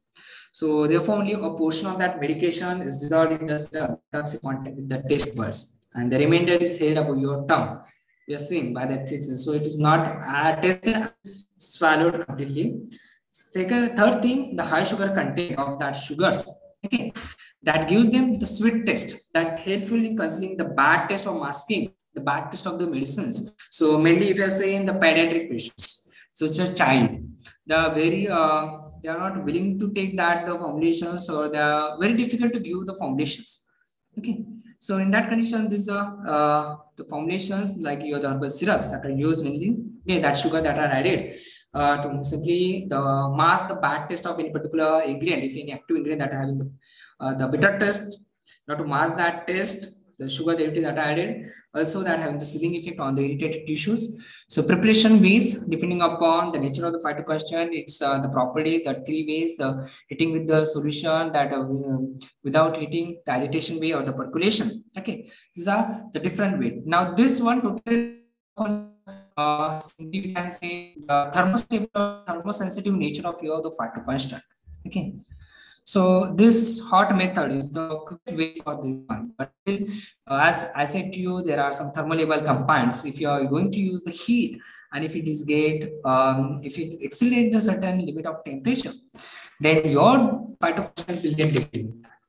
So when using heat, the temperature that must be controlled while decomposing. Again, that darkening of the syrup, the term is there, that is the caramelization that might occurs.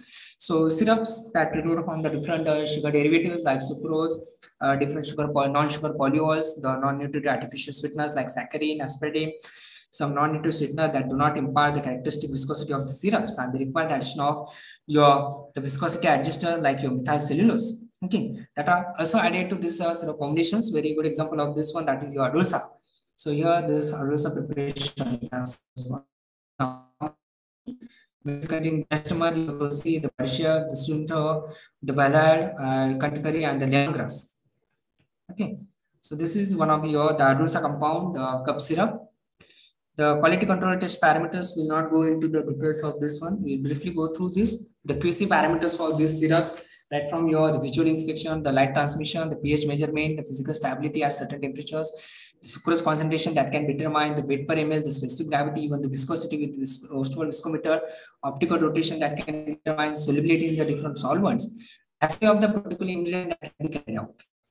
Next one, that is the herbal mixture. So mixtures, just in that which contain mainly suspended, insoluble, and solid substances that are intended for the internal use. Okay, and this sometimes the insoluble particles that are held in the suspension simply by use of any suspending agent or the thickening agent.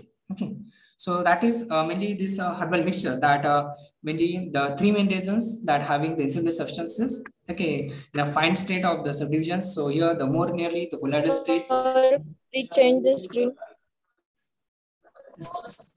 Approach such as your kaolin, your magnesium trisilicate, magnesium phosphate. Okay, again, these finely divided particles that are suspended more readily. So that's why you are going to use the fine state of that particles, and that settle out much more slowly than the large particles that enable the patient to obtain the uniform dose of your suspended substances. Then the palatability of the preparation is enhanced by that colloidal suspending agents. Okay. So if you see most of the time the mixtures, the containers of that mixture, there is one that note that we shake well before use. Okay, that is the very important thing. Then the preparation of mixture, one example here, the brown mixture, the rational formulation preparation that containing the different extract, the your licorice, your again the tartaric derivatives, the parabolic layer, the alcoholic solvent, glycerin or purified water. The preparation mainly here, the extract is dissolved in glycerin and water. Then your tartaric derivatives are dissolved in the hot purified water, and the ingredients and the enough purified water is added in order to make up the volume, 1000 ml. Okay, using combination with the ammonium chloride, the cuff. Okay, usually the dose is 5 ml is used. Then oral liquids containing herbals. So some of the taste. So some of the, we can say the quality control test, the variation parameters. So uniformity of the dosage units. So with respect to the content of that, can say the phytoconstants, or the uniformity of content and uniformity of mass of that one. So that there should be some acceptance criteria that should be set for any weight variation, or the fill volume or the uniformity of the fill. So the pharmacopoeia procedure that should be used, the official books that should be used for this one. Okay. Then the dosage unit that needs to be considered, by specifically by the patient depending upon the age, the weight, the sex. Okay, all the thing that needs to be kept in mind while giving or prescribing the dosage unit to that particular patient, that should be calculated properly. Okay, then the pH measurement, the acceptance criteria that should be provided wherever applicable, using can go for the digital pH measurement of that formulation, the microbial limit test. So with respect to your the acceptance criteria with respect to microbes, that is very important thing. So if you're seeing that the total count of any microorganism, the total count of any yeast or the molds, and absence of any specific objectionable bacteria like species or humans, that should be clearly mentioned.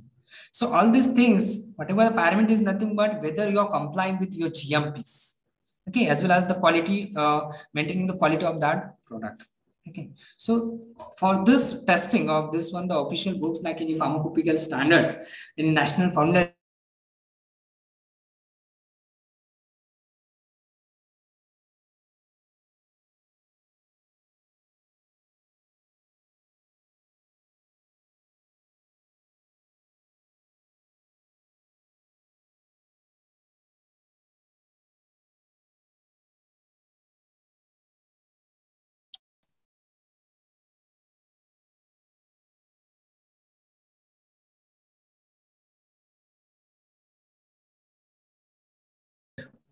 if any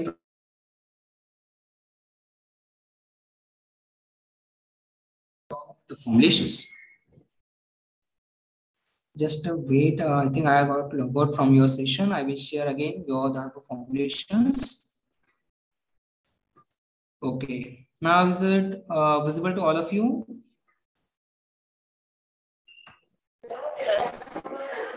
Yes. Is it visible? Yes, sir. Okay. So this is antimicrobial preservative content test. The next one,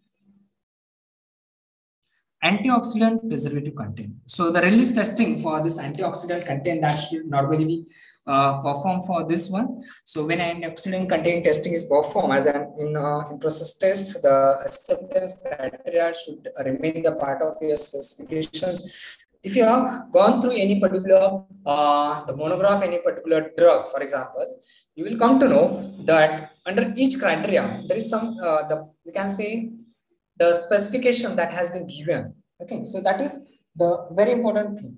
Okay, so that specification, so for example, not more than this, not less than this, so that should be followed. So the extractable, that is the different taste. Okay, the acceptance criteria, the container closure system, the components that are need to be considered appropriate for the any oral solutions which are packaged in the non-glass systems or in containers with non-glass closures. Again, that alcohol content determination. So if you see most of the herbal formulations or most of the plant drugs that are extracted with your the alcoholic acid solvent. So that alcohol content determination is one of the part of your evaluation. So for example, beside this one, if you heard about the Asava and Arista, this is one of the Ayurvedic formulations of this one. So that one, that alcohol content determination is very important. Okay. And that should be determined quantitatively on the label in accordance with the regulations, and it should be specified, and that can be assayed or calculated. Then the dissolution that can carry out. So the dissolution testing, the acceptance criteria for the oral suspension or for any dry powder products or any mixtures. Okay, so the different testing apparatus as per the pharmacopoeia. Okay, so the single point measurement or the multiple point sampling, that should be carried out at different interval of time at different temperatures. Okay, and the acceptance criteria that should be set based on the observed range of the variation, and that should be taken into consideration. The dissolution profiles of that batches which show the acceptable performance in vivo. That is very important. Then that dissolution testing that perform as an in-process test or as a release test depending upon its relevance to the product performance. So here that for solid dosage forms or the particle size distribution, for example, particle size distribution. So the testing that may perform as an in-process test or as a release test. Okay, and this quantitative acceptance criteria and a procedure for the determination of particle size distribution really is very appropriate for the oral suspensions. And the developmental data that should be considered when determining the need for either your dissolution procedure or a particle size distribution procedure for these formulations. So this particle size, when you are going to take that one's acceptance criteria that should be set, that should be taken into account. That is very important thing. Okay, the upper limit, the lower limit of that particle size, that limit should be set, and the justification with respect to the testing that should be provided. Then redispensability property.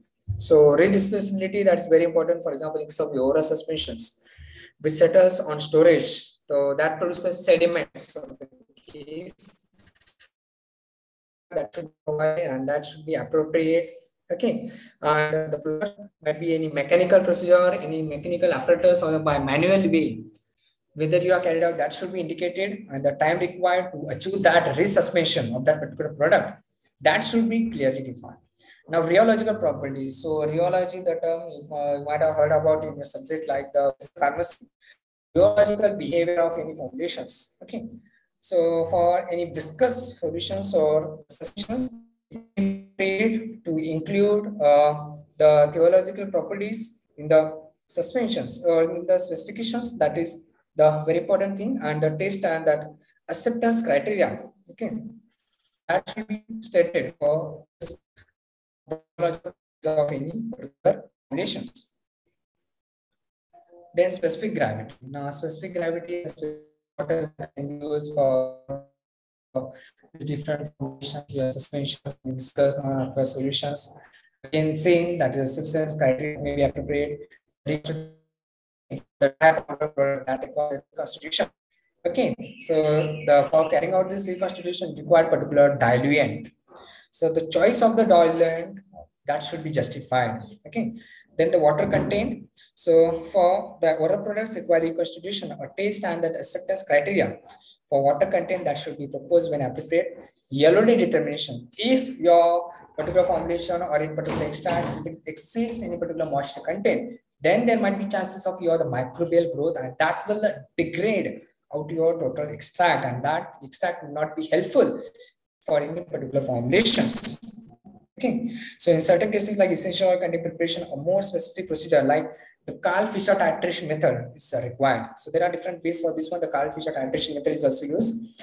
The next, the herbal powders. So powders allowing that the dried extracts of one or more plant drugs, okay, with or without any auxiliary substances, that may be any flavoring, any coloring agents. These are very simple.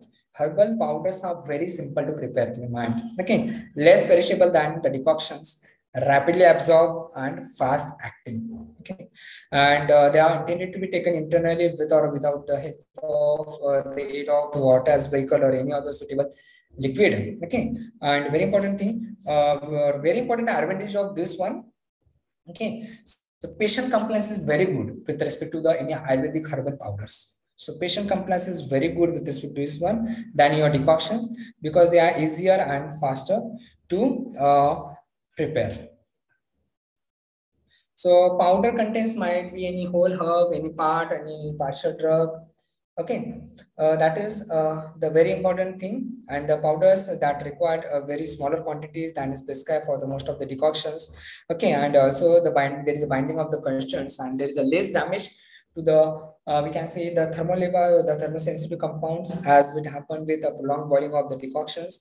Again, the powders may single dose, multiple dose preparations.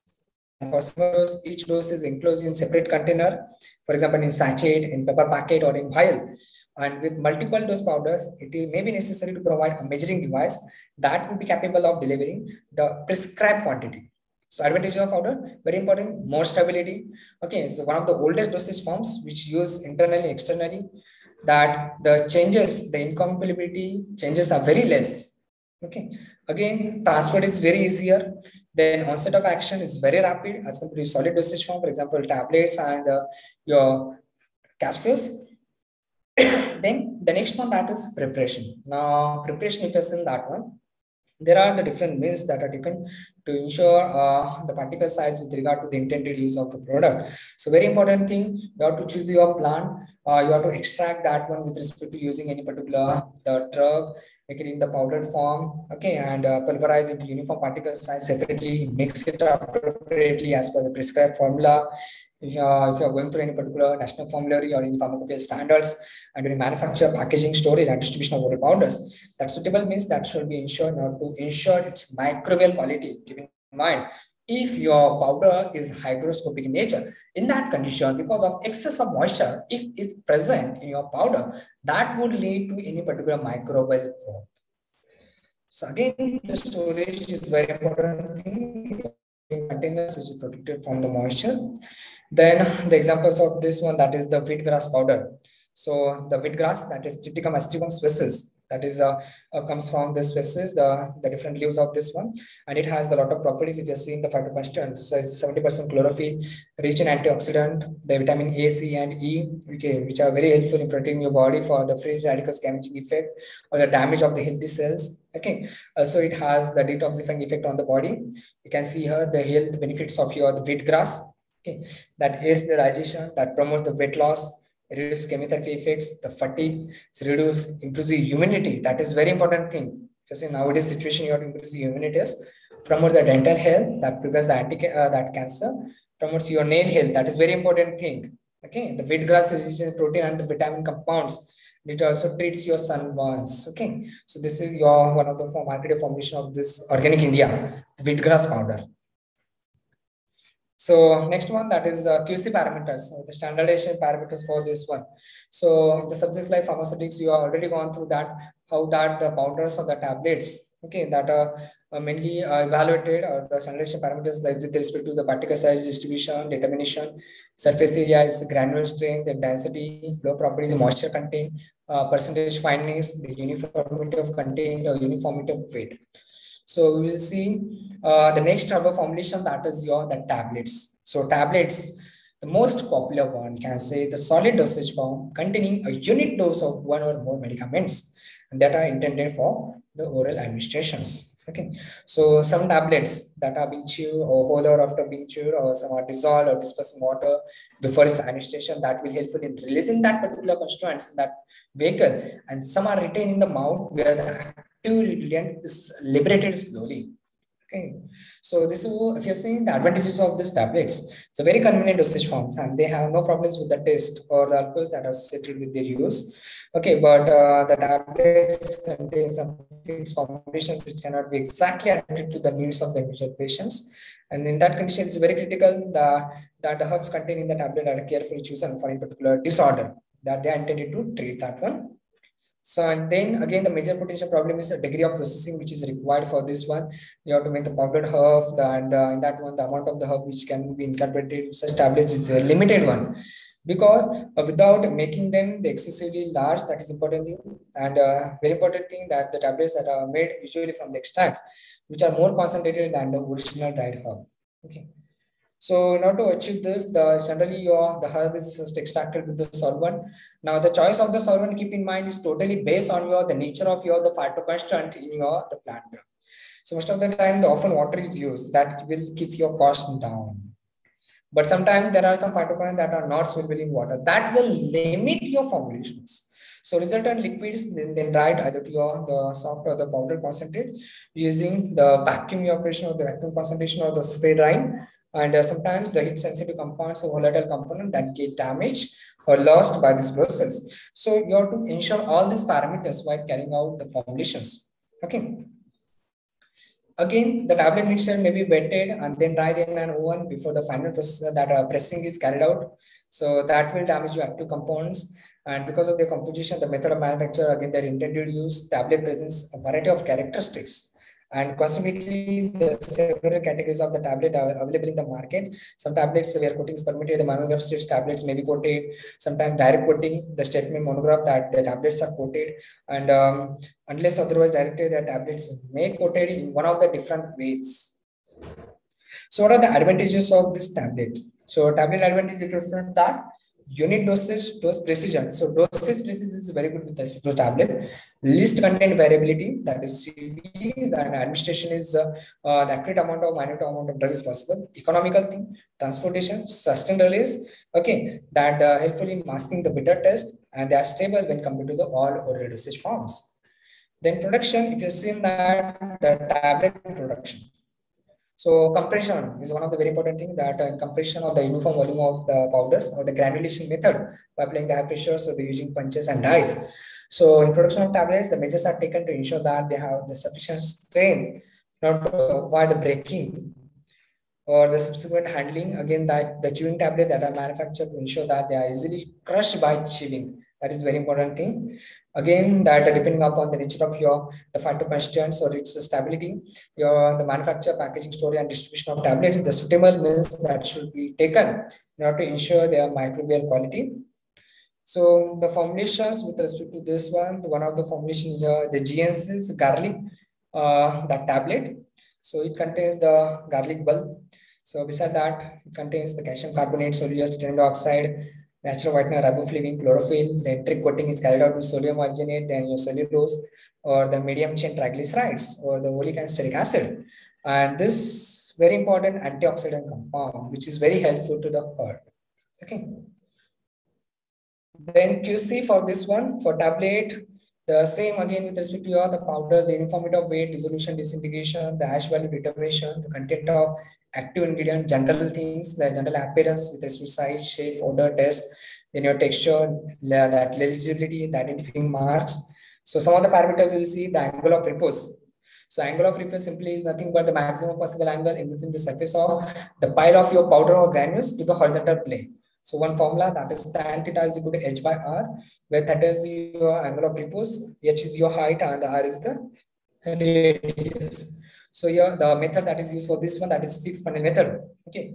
So in this method, the pouring of that powder to funnel stuff when your pile reaches a predetermined height or width, then the flowability of powder granules is calculated by that formula that we have seen. Then bulk density, that formula, the weight of the powder with to the volume of powder, so granules that is occupied, that is M by Vt. So the bulk density simply is the mass of your powder to the volume, or the mass of powder to the bulk volume simply, and that can be calculated with the help of bulk density apparatus. Okay, so that granules, so that the powder, the bulk density is determined depending upon the particle size distribution, shape of the particles, and the adhesion between the particles of the powder and the granules. Then tab density, again same density, tab density is tapping is carried out where the pre-weighed powder is filled in measuring cylinder. So tap in bulk density test apparatus. Generally after 100 taps, the volume was measured. Again, the ratio, that is the tab density is equal to weight of the powder, that is mass, and the tap volume of the packaging. Then the Husserl's ratio. So Husserl's ratio is the ratio of your bulk volume to the tap volume or the tap density to the bulk density simply. So one of the measure of the compressibility of the powder. So very important thing. Then the Cars index. So Cars index again here the bulk density. So tap and the loose bulk density is used. So the Cars index is carried out the subtraction of tap bulk density minus the loose bulk density by your tap bulk density into the 100. That gives you the Cars index or the percentage compressibility. Then hardness, the monster that is mainly used here, the Monsanto tester. The hardness tester is used for this one, where the values that are calculated in kilogram per the centimeter square area, and this randomly takes the 5 to 10 tablets from the prepared batch, and the hardness that is determined by crushing that tablet by this hardness tester, and then find out the average and the standard deviation. Then friability, this Roche fibrillator. Okay, you can see this one, this drum, this polymer drum, the transparent synthetic polymer drum, which have polished internal surface. Okay, and a depth of about 36 to 40 millimeter. And here, the curve projection of this, the Roche fibrillator with the inner radius 75 to 85 millimeter, which is extending towards the outer wall of your drum. You can see this one. That will facilitate the movement of this tablet inside this rim of this drum. Okay, and here the drum is rotating at near about 25 rpm for plus minus 1 for 4 minutes, and the percentage fiability is carried out simply by taking the ratio of the initial and final weight subtraction to the initial weight into the 100. Then the disintegration test, the disintegration apparatus which is used, so is the breaking or the conversion of your large particles into the small particles. And the disintegration apparatus, testing apparatus used as per IP, the basket drag assembly that is used. So the basket drag assembly of the different beaker size, the 1000 ml beaker, and that having the frequency of that rotation that which is moved 28 to 32 cycles per minute. So here that your this the basket drag assembly. Okay, you can see here. The next one that is your in vitro dissolution test. So that is also very important thing. The disintegration then comes to your the dissolution medium. So here that different types of parts of the apparatus which come into the dissolution medium that must be chemically inert. That is very important thing. So different types of the stainless steel type containers that are coated with suitable material simply not to ensure the compliance with the sample, and that provides the suitable environment for the significant motion, the agitation, or the vibration. So in vitro dissolution, there is a that paddle type or that the different shaft that is used. You can see this, the shaft of the different diameters. Okay, the shaft and blade. Okay, and here you can see that one. This the shaft of this one that, and this is the different diameters of this shaft. The paddle of this one that is used the cylindrical vesicle that having the hemispherical bottom, which having the near about 1000 ml capacity. Okay, and the inside diameter that varies. Okay, and here the speed is generally rotated in order to maintain the rotation of the driving shaft and your blade. That is a very important thing, the shaft and the blade. Okay, so as per whatever the monograph that you have to maintain. Okay, this the rotations. Okay. Then the dissolution medium inside the water bath that should maintain also the temperature at about 36 to 37 degrees Celsius. That is the very important thing. So here the apparatus showing the dimension dissolution apparatus. This is the basket type assembly. Okay, we can see over here that having the vent hole, the different the circle opening. You can see over here. Okay, the screen that having the different mesh size, the diameters that are specified as per your the IP standards for this basket. Okay, so this basket apparatus which is used consists of mainly two parts, that is top with having the vent which is attached to your shaft. Okay, the top your the main part that is the vent which is attached to your the shaft part, the C part which is plugged with the spring clips that will allow the removal of the lower part of the or the insertion of the sample under the examination, that whatever the samples resolution that you are going to carry out, and that tightly hold the lower part of your basket mesh with the vessel axis during its rotation. That is very important. That should be rotated, that particular axis. And this lower removable component of the basket is simply made of the belted stiff cloth, having the wire that having the thickness, okay, about 254 millimeter in diameter and 0.381 millimeter square openings. Okay, and for acidic media, whatever the dissolution media that are used, that is very important thing. For the acidic media, the basket should be plated with the layer of the gold. Okay, and the distance of that basket and inside bottom of cylindric vessel is generally maintained at 23 to 27 millimeter during the examination. So here you can see that the apparatus 1, apparatus 2, apparatus 3, 4. After this, the acrylic rod, the Teflon cylinder, the different varieties, the different format. The spring holder is also used, the reciprocating discs, then angle disc that is used for this carrying out the dissolution. Okay. So dissolution medium, so that is very important thing. So dissolution medium, as I said to you, as per your the Indian pharmacopoeia. If the solution is buffer, the pH of the dissolution is adjusted within that the 0.05 units or as per whatever is specified. And for a single time, as specified, the test may be operated for a shorter period of time, as mentioned in your official compendium or that Indian pharmacopoeia. And generally, the sample should be withdrawn with under tolerance of plus minus 0.2% at stated time intervals. Okay, so this is what your the dissolution apparatus the dissolution testing that is carried out. So this is all about your the herbal formulations. Okay, the different herbal formulations and its evaluation parameters that we have seen. Now, one more point that is remain with respect to this one, that is what your the novel drug delivery system. So as per your syllabus, that has been mentioned with your the phytosomes mainly.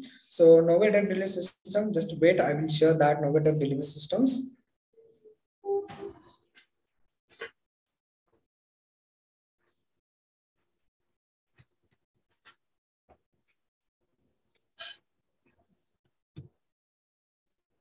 So is it visible to all of you, the NDDS with respect to the herbal drugs? Yes. No, sir. Yes, is it visible? No. No. Okay, just wait. I will share that one. Just wait.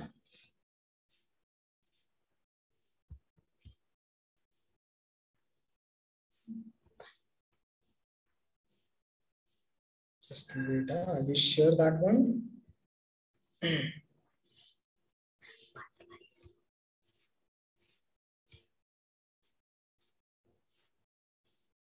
Okay, is it now visible to all?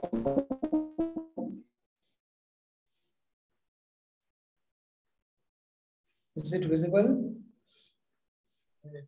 Yes, yes. Okay. So NDDS, the last point of this unit 3, that is your novel drug delivery system. So if you're seeing nowadays the novel drug delivery system with respect to different formulations, you might have heard about the liposomes, then the microspheres, the microemulsion, the transfersomal drug delivery system, lithosomal or solid lipid nanoparticles.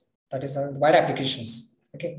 So in this one, basically we will see what is that phytosomes means what is the mechanism of technology of phytosomes, okay, how it is prepared, and its evaluation parameters. Okay, so what is phytosome? If you see the word phytosomes, it's a combination of two words. The phyto, simply plant, somes means cell-like. Okay, so this is what your the phytosome. So this mainly involves the chemical interaction between your phospholipid carrier and your water-soluble herbal compounds. So it's one of your, simply we can say it's a vesicular drug delivery system. That is your the phytosomes. Okay, and these are structurally related to your the liposome. So we will see that one. What is the difference between the two, the phytosome and lymphosome, as we proceed further. So you have to keep in mind the phytosome that are mainly prepared to the attachment of your individual ingredients. So simply the phytoconstituents of that extract the phosphatidylcholine, which is your phospholipid carrier. So once there is a attachment of this your phytoconstituent to your this phospholipid carrier, that will resulting in having the higher solubility. Once you're having higher solubility, that will having higher absorption. Once you're having higher absorption, that will obviously that will promote your the pharmacokinetic or the pharmacodynamic property. Simply, in other words, we can say the increased bioavailability. So as you are knowing, the phytoconstituents, there are the different limitations of preparing the different dosage forms. Okay, some of the phytoconstituents, they do not easily cross your lipid bilayer membrane. So in that condition, they cannot easily exert, okay, the specific actions. So this kind of techniques, or this kind of, we can say challenges that can be overcome by associating that particular phytoconstituent with any particular carrier drug. So same way that simply the phenomena is used here in case of phytosomes. You are going to attach your this phytoconstituents to your phospholipid carrier, that is phosphatidylcholine. So here you can see this your phosphatidylcholine that is having the phosphate moiety and your choline moiety.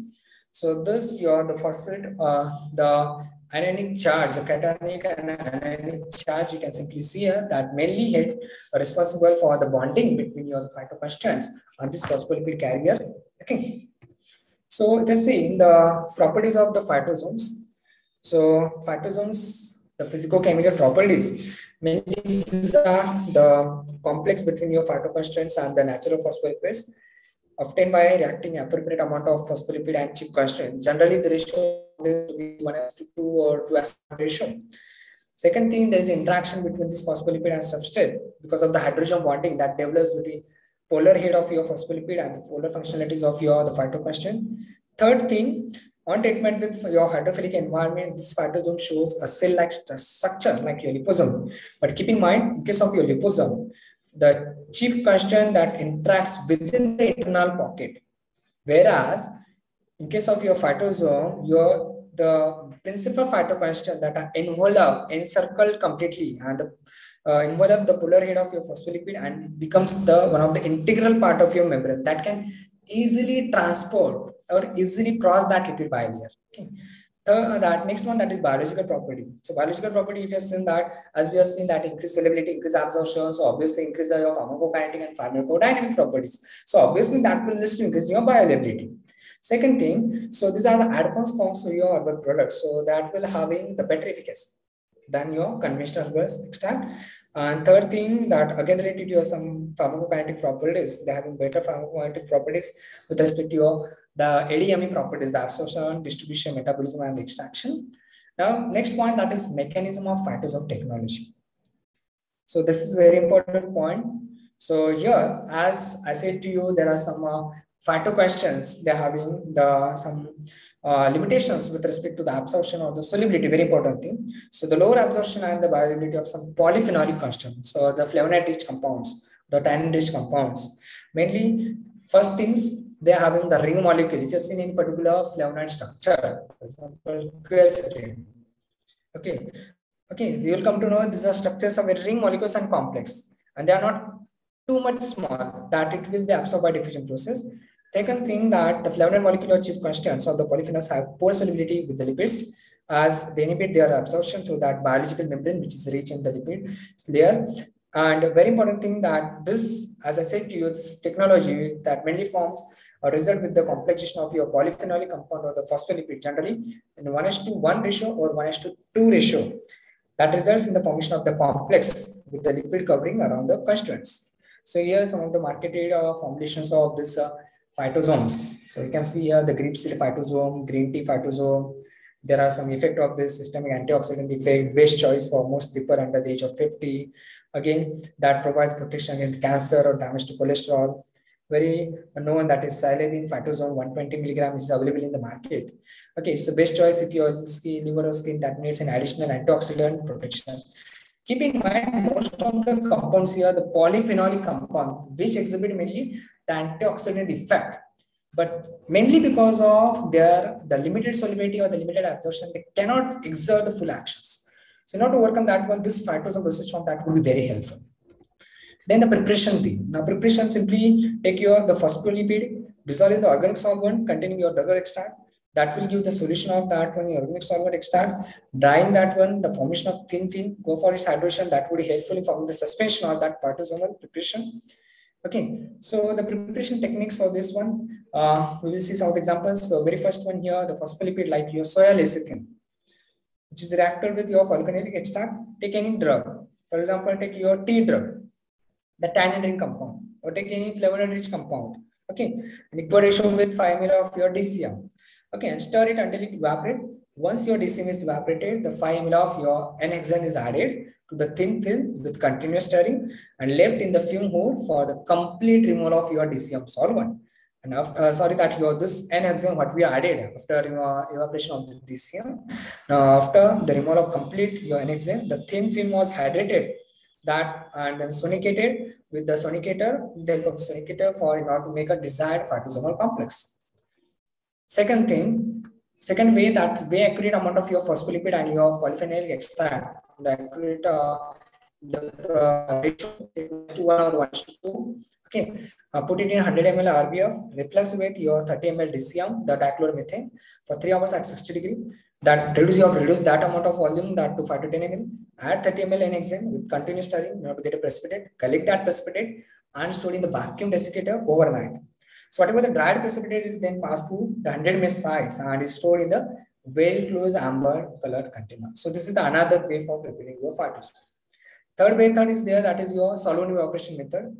Here, that drug and soil is as reflex with 20 ml acetone at 650-60 for 2 hours. Concentrate that mixture. You will get the precipitate, filter it, collect that one. The phytosome will be obtained. Okay. So this is, you can see here the liposome and phytosome. So if you're seeing carefully this figure, we'll come to know what is the difference between these two. So here the phosphatidylcholine drug complex, your drug is completely enveloped, whereas your water soluble free drug is just only inside that is covered by that lipid bilayer instead of complete enveloping that one. So we'll see that difference. So the phytosome and liposome difference if you're seeing here. As I said to you, phytosome, mainly the ratio of your phosphatidylcholine and plant constituents. So 1:1 or 2:1 depending upon your substance complex. Whereas in case of liposome, is mainly formed by mixing your water soluble substance with phosphatidylcholine in definite ratio in a under specified conditions. Then the phytosomes, second differentiating point, that is phytosome involves the chemical bonding between your phytoconstituents and that's phosphatidylcholine or that phospholipid. Whereas in case of liposome, there is no chemical bond. The phosphatidylcholine molecule surrounds your water soluble substance that we have seen here in the previous one. That is, you can see just here, it only surrounds. Okay. And the third thing, this is very important, they're having phytosomes much better absorb, and the liposomes, obviously there will be a better bioavailability. So, and bioavailability of liposome is less as compared to your liposomes. So here are some of the marketed formulations you can see here: grapeseed phytosomes, then curcumin phytosome, then green tea phytosomes, your ginkgo biloba phytosomes. Okay. These are the phytosomal herbal products like curcumin, that having the antioxidant effect, the ambelin, the solubility enhancement. So upon the application of phytosomal technology, there is a somewhat increase in some parameters.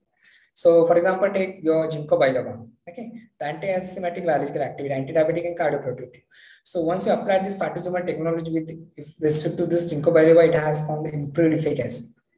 Take your the next one, that is your ginseng, the panax ginseng, that was one of the traditional ginseng, the immunomodulator and nutraceutical. Once you apply this phytosome technology, there is a absorption enhancement, and once there is absorption enhancement, that automatically leads to your increased bioavailability of that particular drug. So this kind of property that will get modified, that will be helpful in exerting the full potential of that particular drug. Then again, these are some of the examples you can see here. The liposelect phytosome 50 to 100 milligram, the green select 50 to 100 milligram. The system, these are antioxidant drugs. Okay, which are the best choice for the people under the age of 50. Also, the protection against the cancer and damage to cholesterol. Then the panax ginseng drug, which is a food product or as a nutraceutical product. Then the sabaselect phytosome that enhances your immune functions, response to any toxic challenge. This is one of the research article, the nanosearch phytosome based thermogel. We'll not go into the detail of this one. We will cover the point that is remain, that is very important from the exam perspective. That is the evaluation perspective. That is the very important thing of this.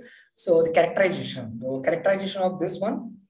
So entrapment efficiency, Zeta potential, your morphology, the particle size and the polydispersity index and in its intervals. So we'll see some of the points of this one.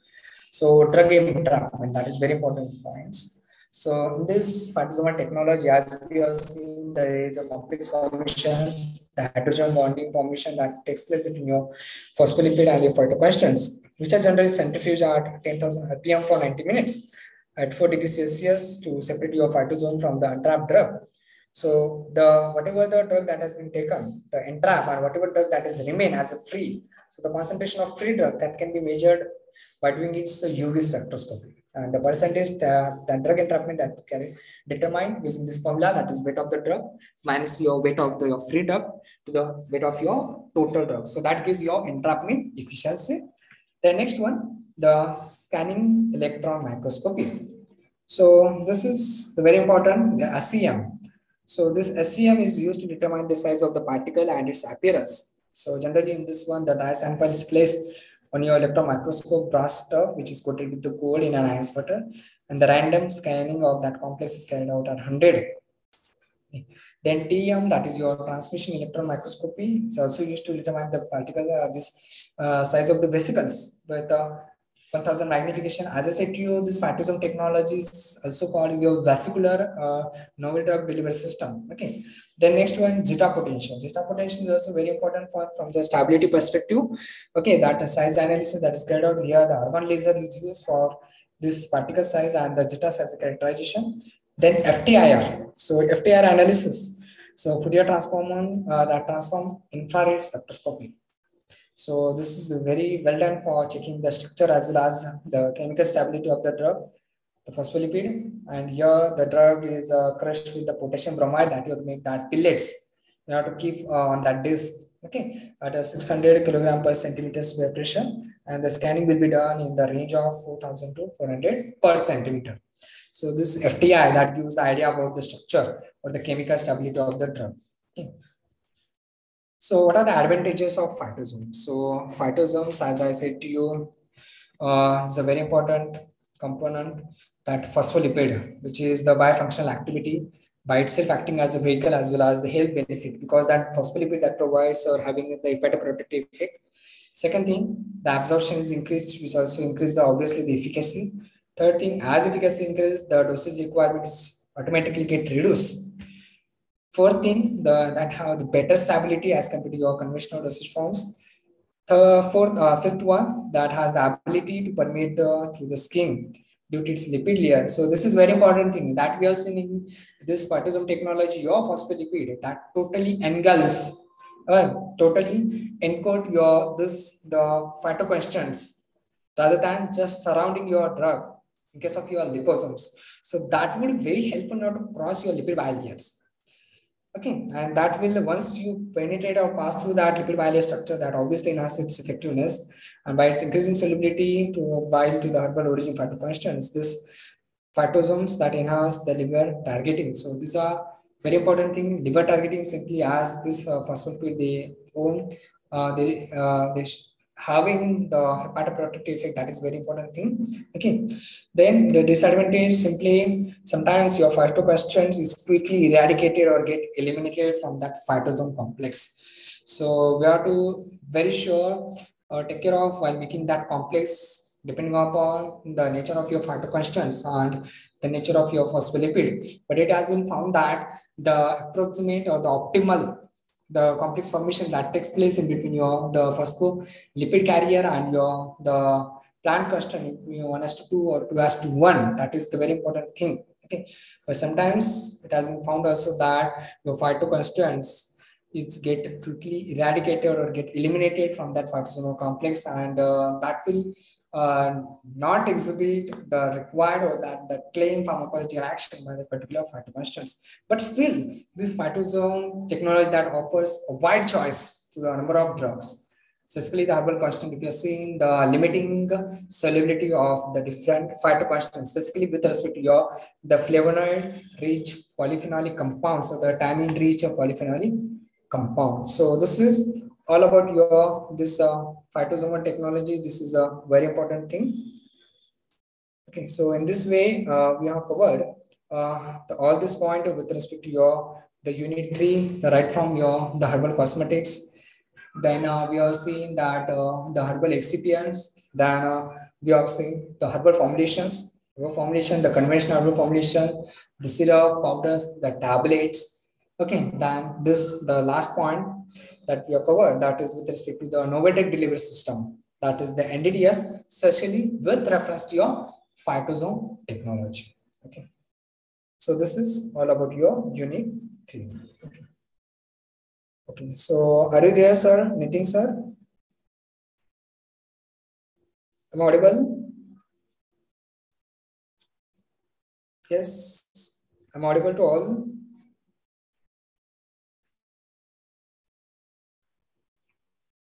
Yes. Am I audible to all? Hello?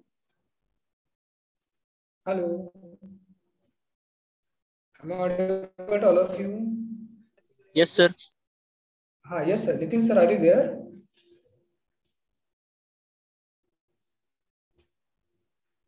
Yes, who is there? Anyone?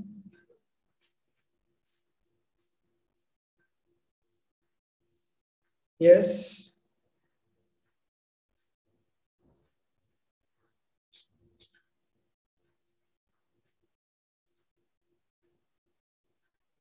Yes, am I audible to all?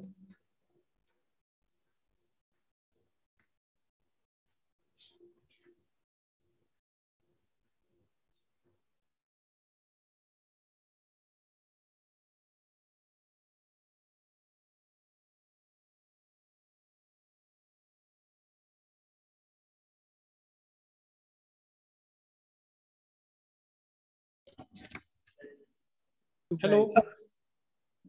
Hello. Hello. So All of you able to listen? Hello. Hello. Hi, sir. Yes, sir. Hello. Am I audible? Hi, yes, sir. You're audible, sir. So here, on behalf of the management of Samarth Rural Education Institutes, I would like to thank Mr. Prakash Khadangale, sir, Associate Professor, Department of Pharmacognosy, University of Mumbai.